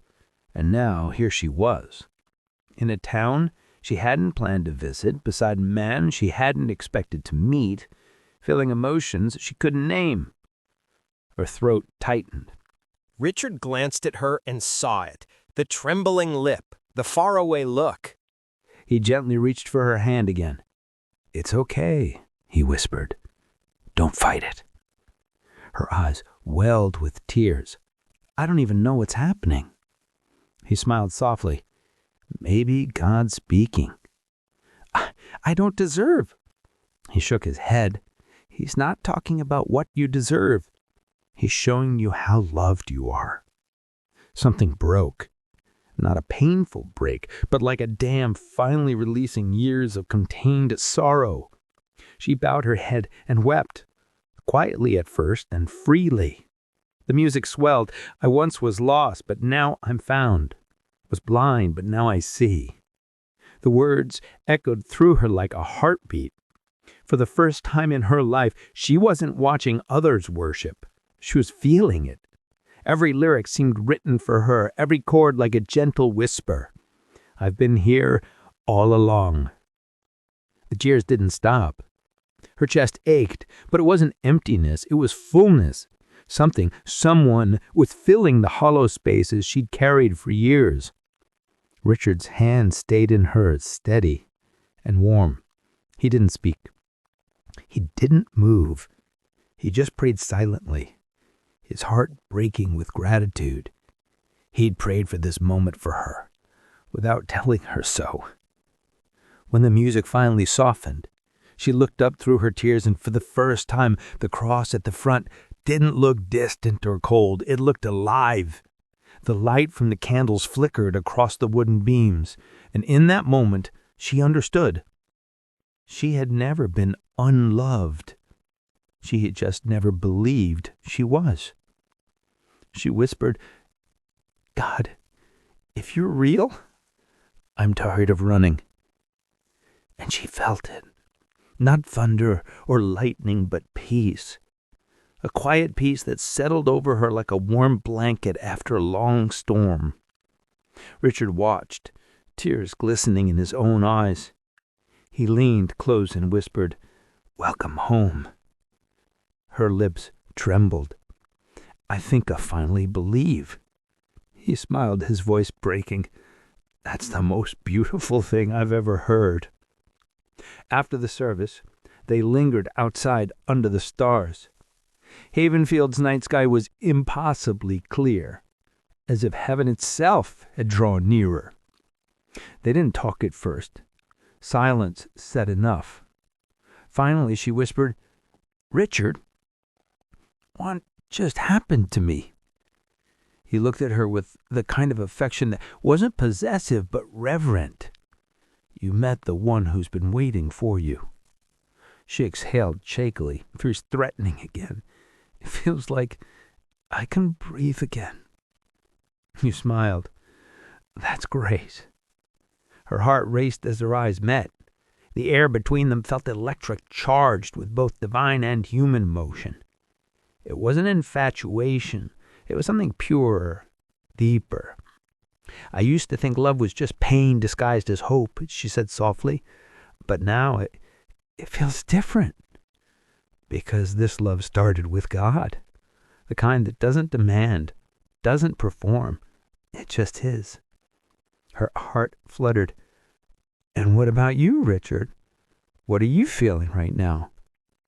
He hesitated, his gaze steady. "That I need to be careful with my heart and with yours."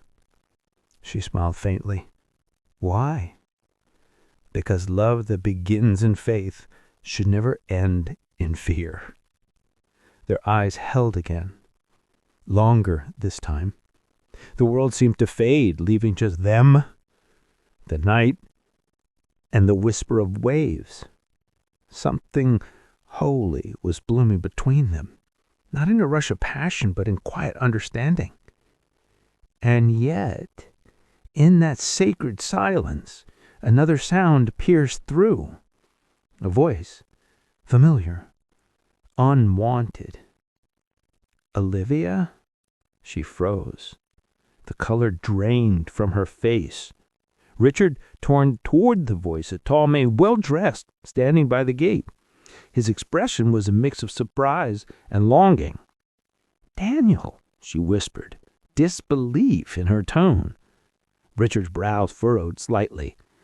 "You know him?" "Yes," she breathed. "He's from my past." Daniel walked closer, a hesitant smile forming. "I can't believe it's really you." Olivia's pulse quickened. Memories she had buried surged like a flood. Late-night phone calls, promises that broke, prayers that went unanswered. Richard stepped back politely, giving him space. Though his heart tightened, he could see the tremor in her hands. "Daniel," she said, her voice shaky, "what are you doing here?" "I came for the business summit in Havenfield. I didn't know you were here until I saw you inside the church." His eyes softened. "You look different." She forced a smile. "People change." He nodded slowly. Do they? The question lingered, heavy with unspoken history. Richard turned slightly, watching the exchange, but saying nothing. His heart thudded. He wasn't jealous, not yet, but protective. Daniel took a step closer. I'm sorry, Olivia. For everything. For leaving, for not fighting for us. Richard's heart tightened. Olivia swallowed hard. That was a long time ago. But not for me, Daniel said, his voice breaking. You were my greatest regret.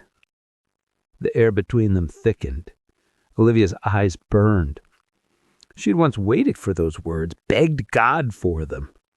And yet, standing here now, with the scent of worship still on her skin and peace still in her heart, they felt empty. She realized it. The closure she thought she needed was already given by someone else. I forgive you, she said quietly, but I'm not the same person you knew.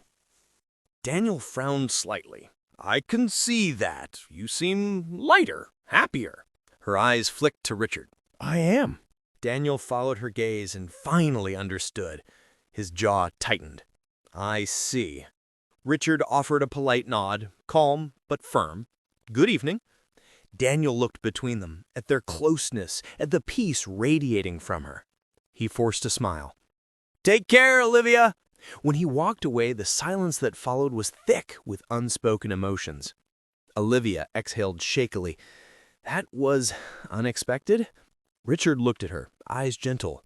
You okay? She nodded slowly. I think so.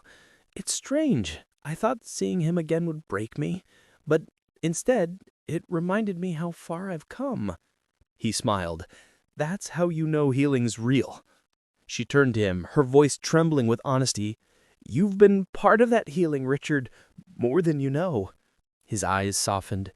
It's not me, Olivia. It's God in me. But I'm grateful he let me walk beside you. She smiled through tears. I'm grateful too. They stood there for a long time, the night wrapping them in its quiet embrace. Havenfield's church bells chimed in the distance, marking the hour, but neither moved. Finally, Richard spoke, his voice low. You know, love and faith are a lot alike. How? They both ask you to trust what you can't see yet. She looked at him, her heart full and fragile all at once. And what if I'm ready to trust again? He took a step closer, eyes glimmering. Then maybe love is beginning to speak. Their gazes locked, not in lust, but in reverence, in recognition of something divine unfolding between them. She whispered, and I'm listening. He reached out, brushing a tear from her cheek. Then let's keep walking this path, slowly, faithfully, one step at a time. She nodded, her voice trembling. Together? He smiled, by his grace. And beneath the vast Havenfield sky, as the sea whispered against the shore and the last of the candles flickered out, two hearts found their rhythm, one in faith, one in love, both awakening to the same divine melody. Chapter 8. Love Tested and Redeemed. The morning after the worship service, Havenfield looked washed clean, as though heaven had poured grace over the town overnight. The air smelled of salt and rain, and the streets glistened faintly in the sunlight. Olivia stood by her window, watching the waves crash gently against the shore. For the first time in years, the sound didn't make her feel small. It made her feel alive. Something inside her had shifted the night before. The emptiness that had once been her companion now seemed like a distant echo. The ache hadn't vanished entirely, but it no longer owned her. She whispered a quiet prayer, not out of habit, but gratitude. Thank you for finding me. Her voice trembled, and tears gathered in her eyes. They weren't the tears of despair she'd once known. They were the soft tears of awakening, the kind that came when light entered a place long dark. Then, as the waves rolled in, Another image flashed across her mind. Daniel. She hadn't expected to see him again. His face, his voice, the sudden rush of memory. It had stirred things she thought were buried. But strangely, it hadn't undone her. It had reminded her of who she used to be and how far she'd come. Still, a quiet unease lingered in her heart, not because of Daniel himself, but because she could sense the test ahead. Healing was beautiful, but it always faced opposition before it took root. That afternoon, Richard came by the Hope Center. He looked calm, but his eyes betrayed the exhaustion of a man who'd spent the night praying. He had, for her, for them, for clarity. She met him at the door, her smile small but genuine. "Hey," she said softly. "Hey," he echoed. "How are you?" "Better than I thought I'd be." She gestured toward the sea. "Last night, it felt like something inside me finally woke up." He nodded, his eyes warm. "I saw it. You looked free." "I felt free," she whispered. Then, after a pause, "But seeing Daniel—" "I know," he said gently. "It shook you." She nodded. "A little." They sat down on the steps outside, the sound of distant laughter drifting from the children playing nearby. "Richard," she said after a while, "I don't know what to do. Daniel was a big part of my past. We had dreams, plans, until everything fell apart. And now suddenly he's here, acting like he wants to fix what was broken." He didn't flinch. "Do you still love him?" She thought for a long moment. "No, I don't think so. I think I love the idea of him, of being wanted, being seen. But that love wasn't rooted in truth. It was desperate, not whole." Richard exhaled softly, relief flickering across his face. "That's an honest answer. But," she continued, "his return stirred up things in me I thought I'd buried. Fears, doubts, the part of me that still wonders if love can really last." Richard's expression turned thoughtful. "It's okay to feel that. Real faith doesn't erase fear. It just teaches you how to stand when fear comes." She looked at him, searching his eyes. "You really believe that?" "I do, because I've lived it." He told her then about his late wife, about the car accident that had changed his life forever, how he'd nearly lost his faith in the months that followed, how bitterness had stalked his soul, and how God had met him, not in a sermon or a miracle, but in quiet mercy. He said, "I learned that love doesn't die when people leave. It just changes form. Sometimes it becomes service, sometimes compassion, sometimes faith." Olivia listened, eyes glistening. "You've lost so much, yet you still love so deeply." He smiled faintly. "Maybe that's why I can. Pain taught me what love really costs." They sat in silence for a while. The sun dipped lower, painting the sea in shades of amber and rose. Then Richard turned to her, his tone gentle but firm. "Olivia, I care about you deeply, but I also know you need to finish healing. Not for me, but for yourself. If Daniel's return brings closure, let it. If it brings questions, face them, but don't run." She nodded, her throat tightening. "I don't want to lose what's growing between us." "You won't," he said. "If it's real, it will withstand the test." The following week was a whirlwind of emotion. Daniel reached out again, asking to meet, just to talk. Against her better judgment, Olivia agreed. She wanted peace, not rekindling. They met at a quiet cafe near the harbor. Daniel looked every bit the man she remembered. Confident, successful, charming. But as he spoke, she realized how much she'd changed. "I've been thinking about us," he said, stirring his coffee. "I made a mistake letting you go." She smiled sadly. "You didn't let me go. Daniel, you walked away." He frowned. "You were impossible to reach back then, always distant." "Because I was drowning," she said quietly. "And you didn't notice." He looked away. "I didn't know how to help you." That's the difference, she said. You wanted to fix me. Richard, he just stayed. He stiffened slightly. So that's who he is, the man from church. Yes, her voice was steady. He's been kind, patient, and honest. He's shown me God in ways I never thought possible. His eyes narrowed slightly. And you think he's perfect? No, she said. He's real, and that's enough. Silence stretched. The sea wind rustled through the open window. Daniel finally sighed. You've changed, Olivia. You're stronger now. I had to be, she said softly. God didn't let my pain be wasted. He looked at her for a long moment, then nodded slowly. I guess I came here looking for forgiveness. She smiled. You already have it. For the first time, she meant it. That night, Olivia walked along the beach alone. The stars reflected in the water like tiny promises. She felt light, truly light, as though forgiveness had unclenched something in her spirit. Richard found her there, his footsteps soft against the sand. You met him, he said. She nodded. It was good. Painful, but good. Are you okay? I am. I finally said goodbye. Not just to him, but to the part of me that kept clinging to the past. He smiled gently. That's freedom. She turned to him, her eyes shimmering. Richard, I don't know why you love me.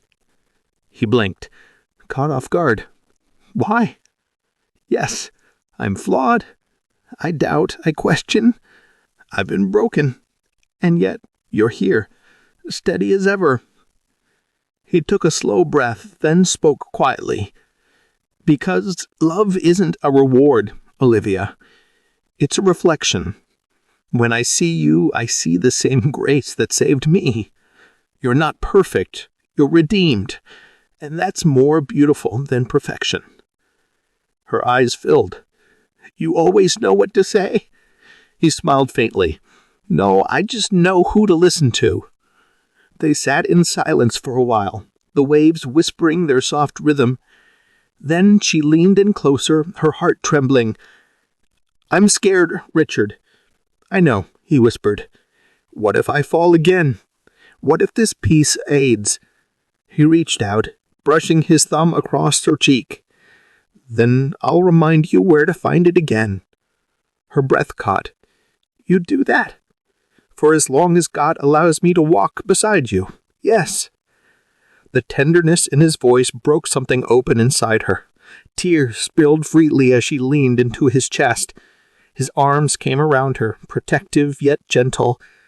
They stood there for a long time, two souls once scarred by loss, now mending through love that was patient and pure. In the days that followed, Olivia's world began to bloom. The Hope Center thrived with new volunteers. She joined Richard in morning devotions, reading psalms and journaling beside the sea. Her laughter returned, soft at first, then full and bright. She also began to see her family differently. For years she believed their affection was shallow, their faith hollow. But now, through the lens of grace, she saw the truth. They were imperfect people who had loved her the best they could. Their prayers, though clumsy, had always been real. One afternoon she called her mother for the first time in months. The woman's voice trembled through the phone. My daughter, is it really you? Yes, Mama, it's me.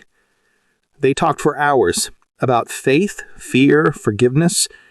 For the first time, Olivia didn't feel like a stranger to her own family. She realized that healing wasn't just between her and God. It rippled outward, touching everyone connected to her story. When she hung up, she cried, not from sorrow, but release. Weeks turned into months, and Havenfield seemed to bloom alongside her. Even the townspeople noticed. Mrs. Ada, the elderly florist, once said, You carry light now, child. It's in your eyes, Olivia smiled. It's borrowed light. At the Hope Center, she and Richard began organizing new outreach programs, mentoring young women, helping families rebuild, teaching children about hope.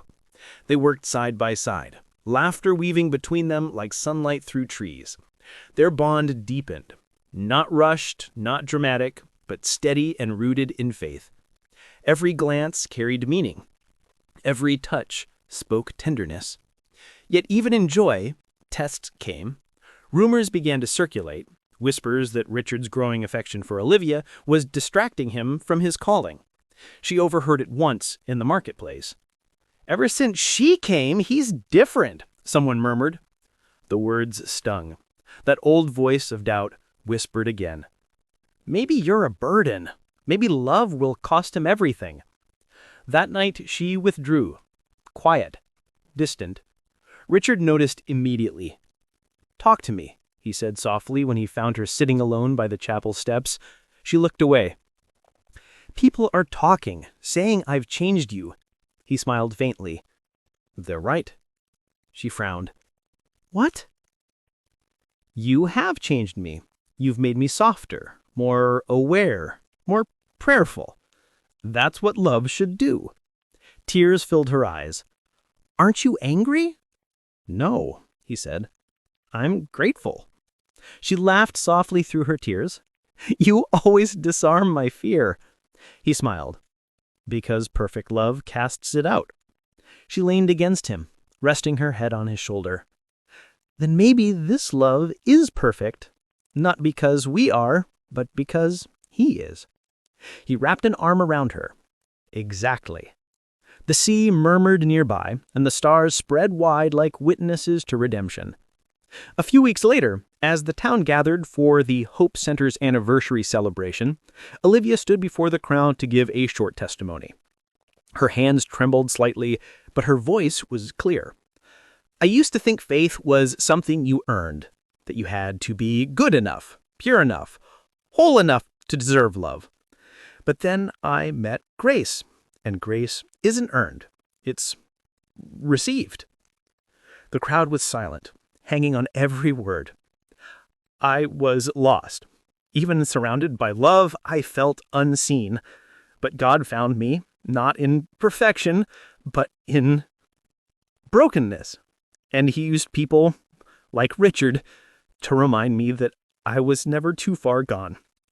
She turned slightly towards him in the crowd. Their eyes met, and tears glistened between them. "Love doesn't always come as we expect it," she said softly. "Sometimes it's not loud. It's steady, redeeming. The kind that doesn't just hold your hand, it leads you home." The applause that followed wasn't thunderous. It was reverent, full of warmth and joy. When the event ended, Richard found her by the garden, where lanterns glowed among the flowers. He took her hands in his. "You spoke life tonight," he said quietly. "I spoke truth," she whispered. He smiled. "Then let me speak mine." Her heart skipped. "What truth?" He took a breath, his eyes shining. "That I love you, not just for who you are, but for who you've become through God's grace. You are my answered prayer, Olivia." Tears spilled freely. "And you're mine."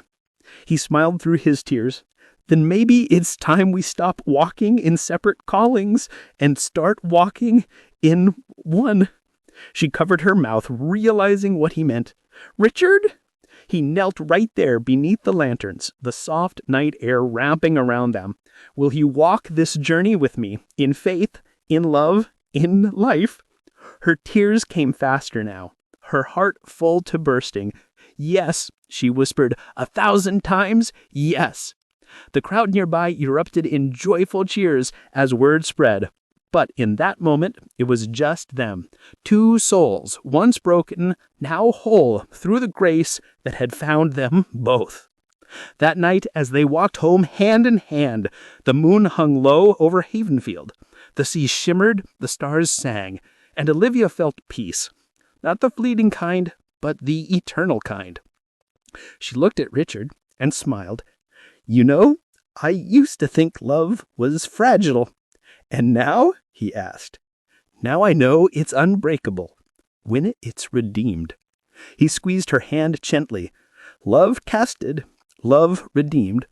They walked on, their laughter mingling with the music of the sea, their hearts beating to the same rhythm, Grace's rhythm, as Havenfield slept under heaven's watchful gaze. Chapter 9. Grace in the Storm.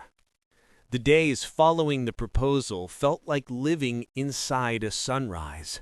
Everywhere Olivia looked, light seemed to follow. The people of Havenfield smiled wider. The sea shimmered brighter. Even the air carried a kind of sacred sweetness, as though heaven itself was rejoicing over two hearts finally finding home in each other. Each morning began with shared prayers in the small chapel near the cliff.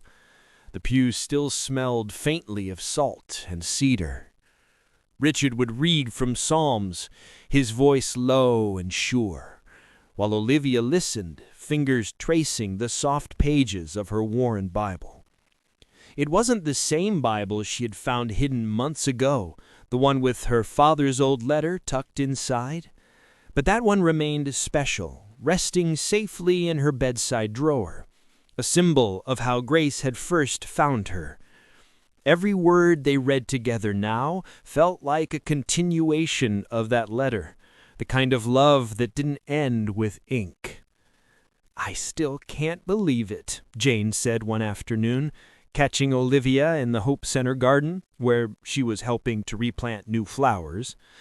"You and Richard? It's like one of those love stories you only hear about in church women's conferences." Olivia laughed softly. "It's not a fairy tale, Jane.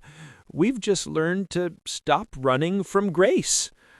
Jane smiled knowingly. "Maybe that's what all good love stories are.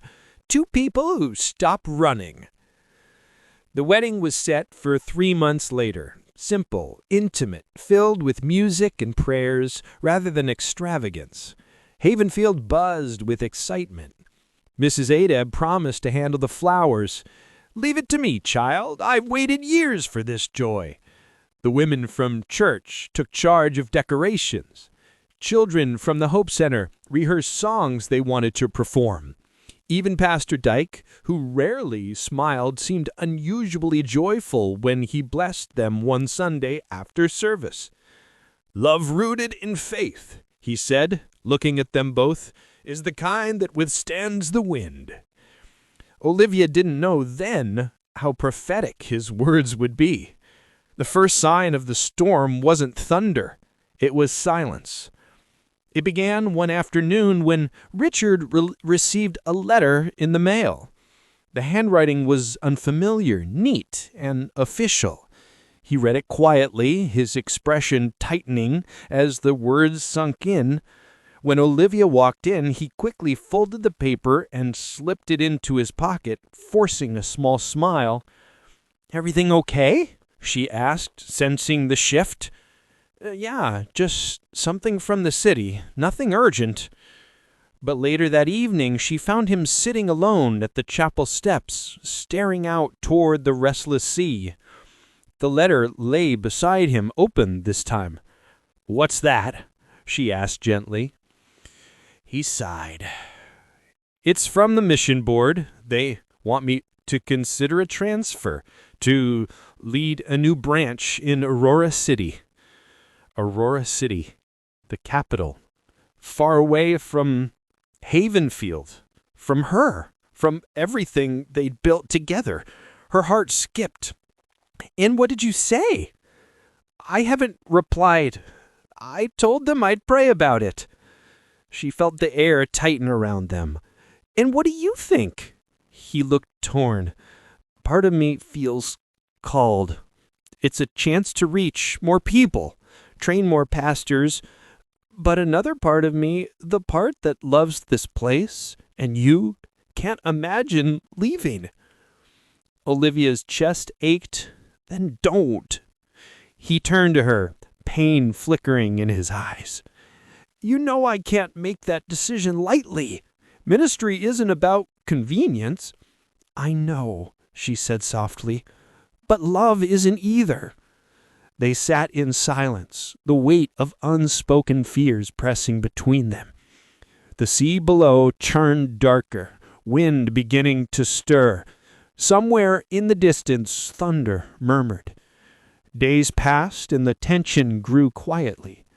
Richard prayed. Olivia tried to, but her prayers often dissolved into tears. She had thought their hardest trials were behind them. But this uncertainty reopened old wounds she thought had healed. It wasn't just about distance. It was about abandonment. That old ghost. She had been left before by Daniel, by the silence of God when she had once begged for peace. Now, just as she had finally felt safe, life was threatening to pull it all away. One night, unable to sleep, she went down to the beach. The waves were restless, tossing foam against the shore. She cried out quietly into the wind, "God, why now? Why bring him into my life only to take him away?" Her voice cracked, the question raw and childlike. She didn't expect an answer, but she felt something, a whisper in her heart, soft and steady. "Love that is tested grows deeper. Trust me." She closed her eyes, tears mingling with the rain beginning to fall. The storm came suddenly that weekend, a real one, fierce and unforgiving. Havenfield's sky turned slate gray by afternoon. Waves crashed violently against the shore, power lines trembled, and the Hope Center became a shelter for those in lower parts of town. Olivia and Richard worked side by side through the chaos, comforting frightened children, distributing food, praying with families whose homes were at risk. It was exhausting, muddy, and cold, but in the midst of it something holy flickered. Their shared calling became their anchor. At one point, when the wind howled loudest, Richard reached for her hand. His touch was firm, steady, a reminder that even storms couldn't separate what was bound in grace. By midnight, the rain finally eased. They sat on the chapel floor, soaked and exhausted, surrounded by sleeping families. Candlelight flickered on the walls. "Thank you," she whispered, "for staying strong." He looked at her, eyes tired but full of tenderness. Strength isn't the absence of fear. It's choosing love in the middle of it. She leaned against him, resting her head on his shoulder. "If this storm was a test, I think we passed." He cluttered softly, "Let's wait till morning before we celebrate." The next morning, Havenfield emerged into fragile sunlight. The storm had passed, leaving behind fallen branches and flooded paths, and a strange stillness that felt like grace itself. As they helped clean up, Olivia noticed something different about Richard.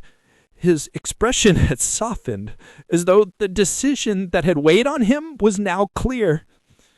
That evening, he asked to meet her by the cliffs, the same place where he had proposed weeks earlier. The sky was streaks with gold and violet. The wind was gentle again, the sea calm. He took her hands in his.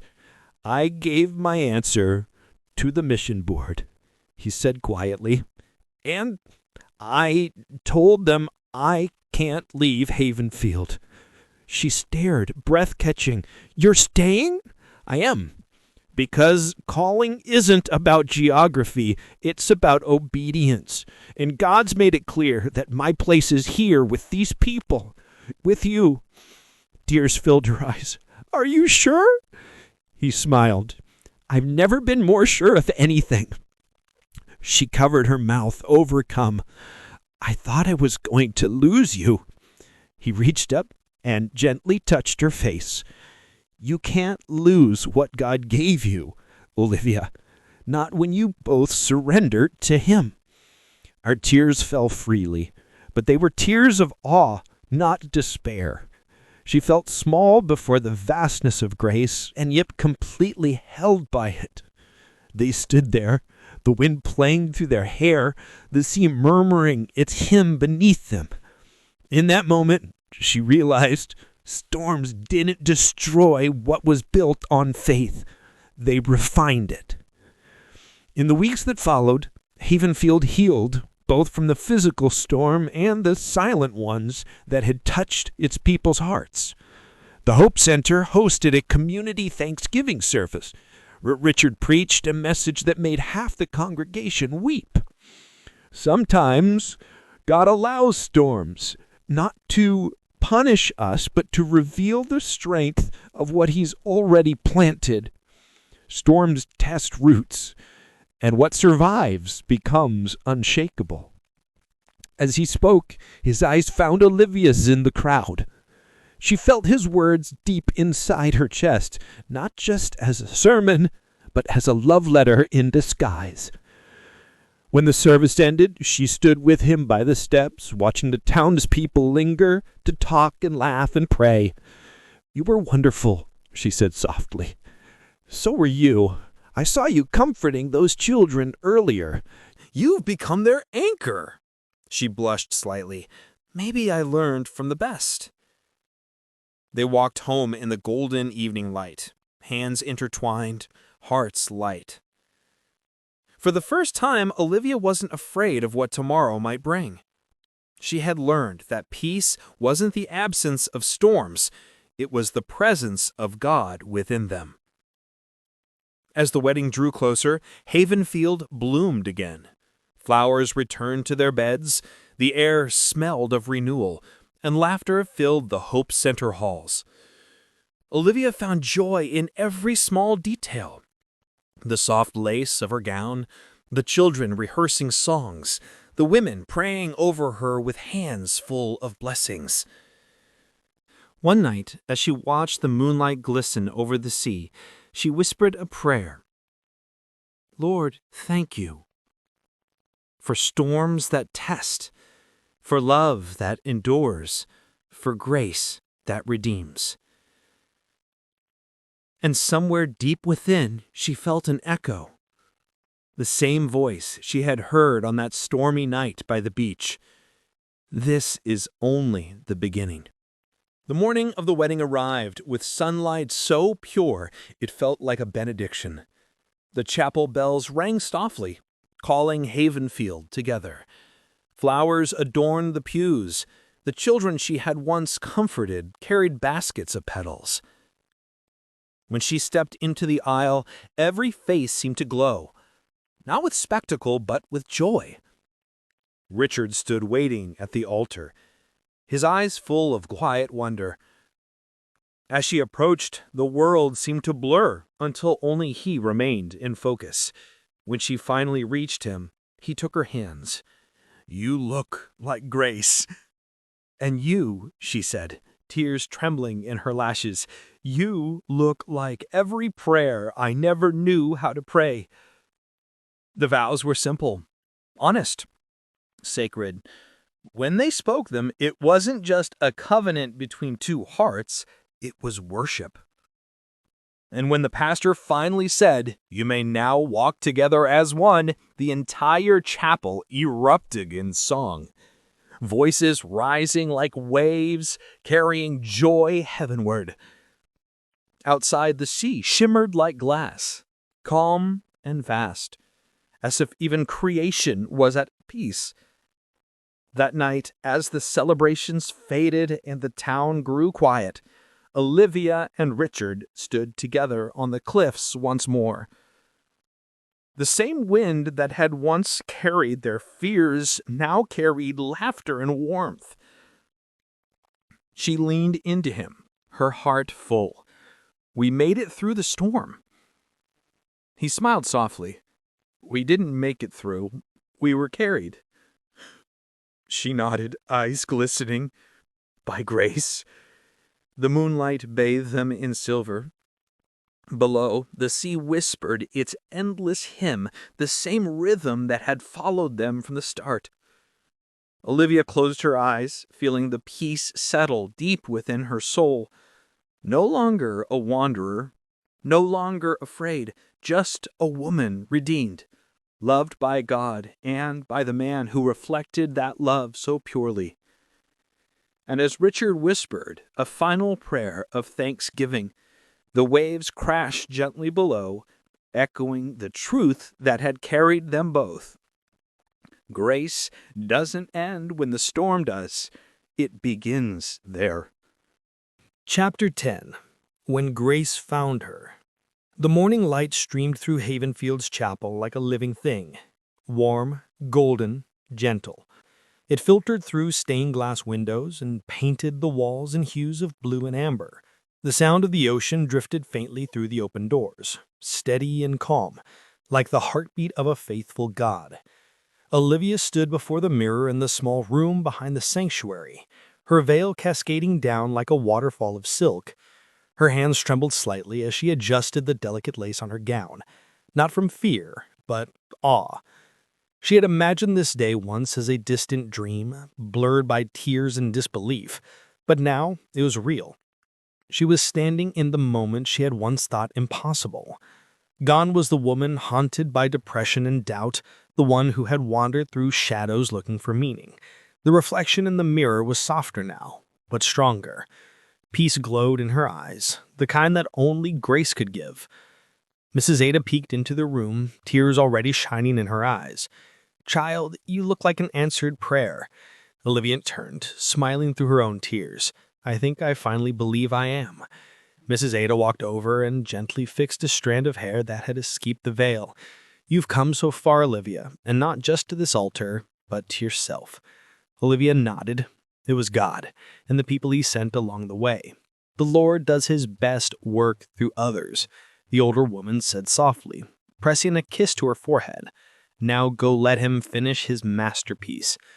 Outside, the church bells began to ring, slow, rhythmic, sacred.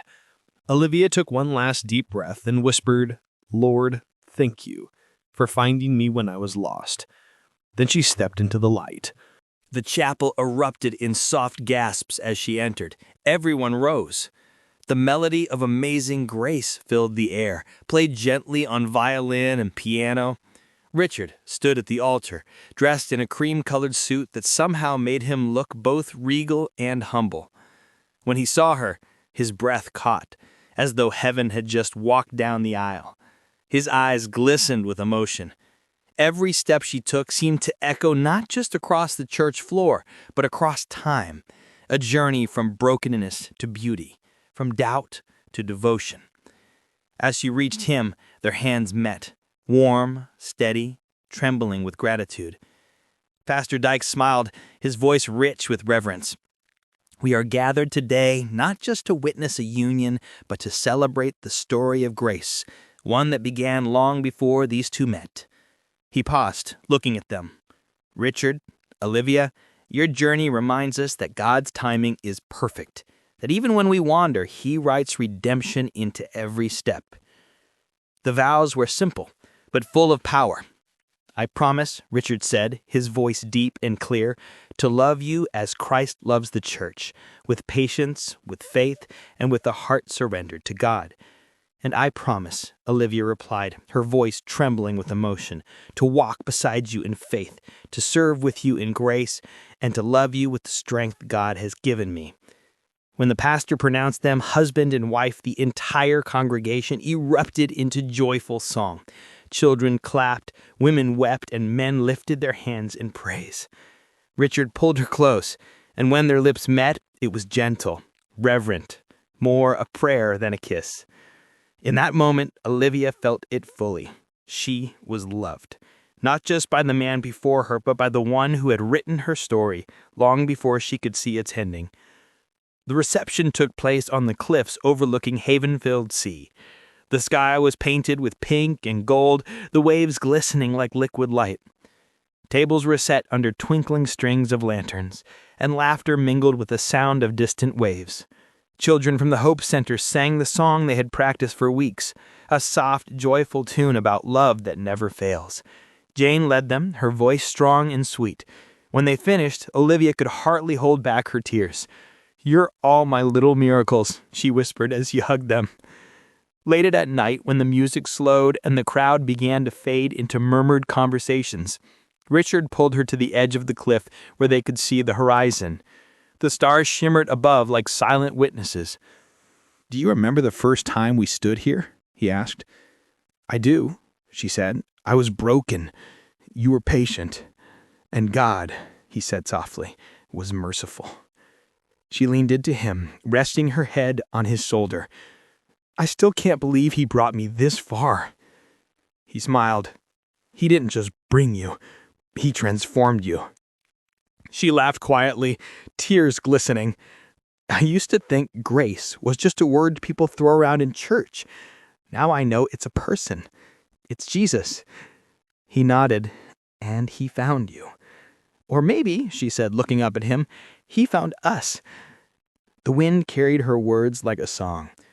They stood in silence for a while, watching the moon rise slowly over the water. It felt like the whole world was pausing to breathe with them, the same rhythm of love and peace that had guided every step of their story. Weeks turned into months. Their marriage blossomed not in perfection, but in purpose. They learned that love wasn't a constant high. It was steady, daily, holy. They prayed together every morning before sunrise. They laughed through burned breakfasts and shared scriptures over coffee. Sometimes they disagreed, sometimes they cried, but always they forgave. At the Hope Center, their ministry flourished. Olivia began hosting small women's circles where she shared her story of healing, how depression had nearly destroyed her, and how God had restored her through love.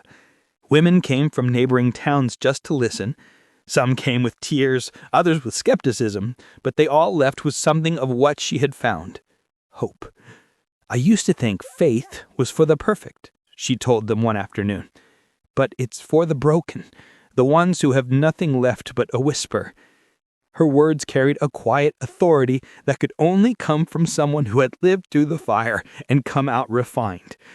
Richard, meanwhile, continued leading the Hope Center's outreach, building homes for orphans, mentoring young pastors, and preaching messages that drew strength from humility. He often said, "Faith is not proven on the mountain, but in the valley. And love, real love, is what keeps you walking through it." Together, they became known in Havenfield as the couple whose love reflected heaven. Not because it was perfect, but because it was redeemed. One rainy evening, months after their marriage, Olivia sat by the window watching droplets race down the glass. Richard was preparing his sermon by the fireplace. She turned to him suddenly. "Do you ever think about how everything led us here? The storms, the doubts, even Daniel's return?" He looked up from his notes, smiling. Every moment was grace disguised as struggle. She nodded slowly. "It's strange. I used to hate the parts of my story that hurt. Now they're the parts that remind me God was working all along." He set down his pen and came to sit beside her. Because grace doesn't erase the past, it redeems it. She leaned against him, and it keeps writing new pages. He kissed her forehead gently. Always. They sat in the quiet glow of firelight, the sound of rain like a lullaby. For the first time in her life, Olivia wasn't afraid of silence. She didn't need to fill it anymore. The emptiness that once terrified her had been replaced with peace. A year later, Havenfield held a special service to dedicate a new wing at the Hope Center, named the House of Grace. It was built for women struggling with depression, loss, or fear. Women who needed what Olivia had once needed, a safe place to heal. As she stood at the podium that evening, looking out at the crowd, her voice trembled with emotion. "I once thought faith was a fairy tale," she began softly, "but it was my lifeline. I thought love was fragile, but it was stronger than my pain. And I thought grace was for others, not for me, until grace found me." Tears filled many eyes in the audience. She smiled through her own. "If you're here tonight and you feel unseen, unloved, or unworthy, please remember this. God doesn't wait for us to fix ourselves. He meets us right where we are and calls us His." Richard stood beside her, his hand resting gently on hers as the crowd rose in applause. It wasn't the loud, showy kind. It was the sound of hearts breaking open in gratitude. That night, after everyone had gone home, they walked hand in hand along the beach. The moon hung low, painting the waves in silver. "Do you ever wonder," she said quietly, "what would have happened if we'd never met?" He chuckled softly, "that I imagine God would have found another way to bring us together, because some stories are written in His will long before we see the first page." She smiled, "Like Grace finding me." "Exactly." They paused, listening to the rhythm of the ocean. Olivia whispered, "You know what I've learned most of all?" "What's that?" "That love, real love, isn't about being rescued. It's about being renewed." He nodded, "And grace isn't about deserving. It's about being chosen." She turned to him, eyes glimmering. "Then I'm glad God chose you for me." He laughed softly. "I think He chose us for each other." They kissed gently, the kind of kiss that felt like a promise renewed rather than newly made. The tide rolled in and out, a rhythm older than time, like grace itself, endless and ever returning. Months later, one quiet morning, Olivia woke early to the sound of birdsong. The sunlight spilled through their window, touching the pages of an open Bible on the nightstand. She reached for it, her fingers brushing across a verse that caught her breath. "He brought me out into a spacious place. He rescued me because He delighted in me." Psalm 18:19. Her heart swelled. She turned to Richard, still sleeping peacefully beside her, and smiled. "He rescued me because He delighted in me." Once, she had thought she was a burden to God, someone too broken to be loved. Now she understood she had always been His delight. She closed her eyes and whispered, "When grace found me, it didn't just change my story, it gave me one worth telling."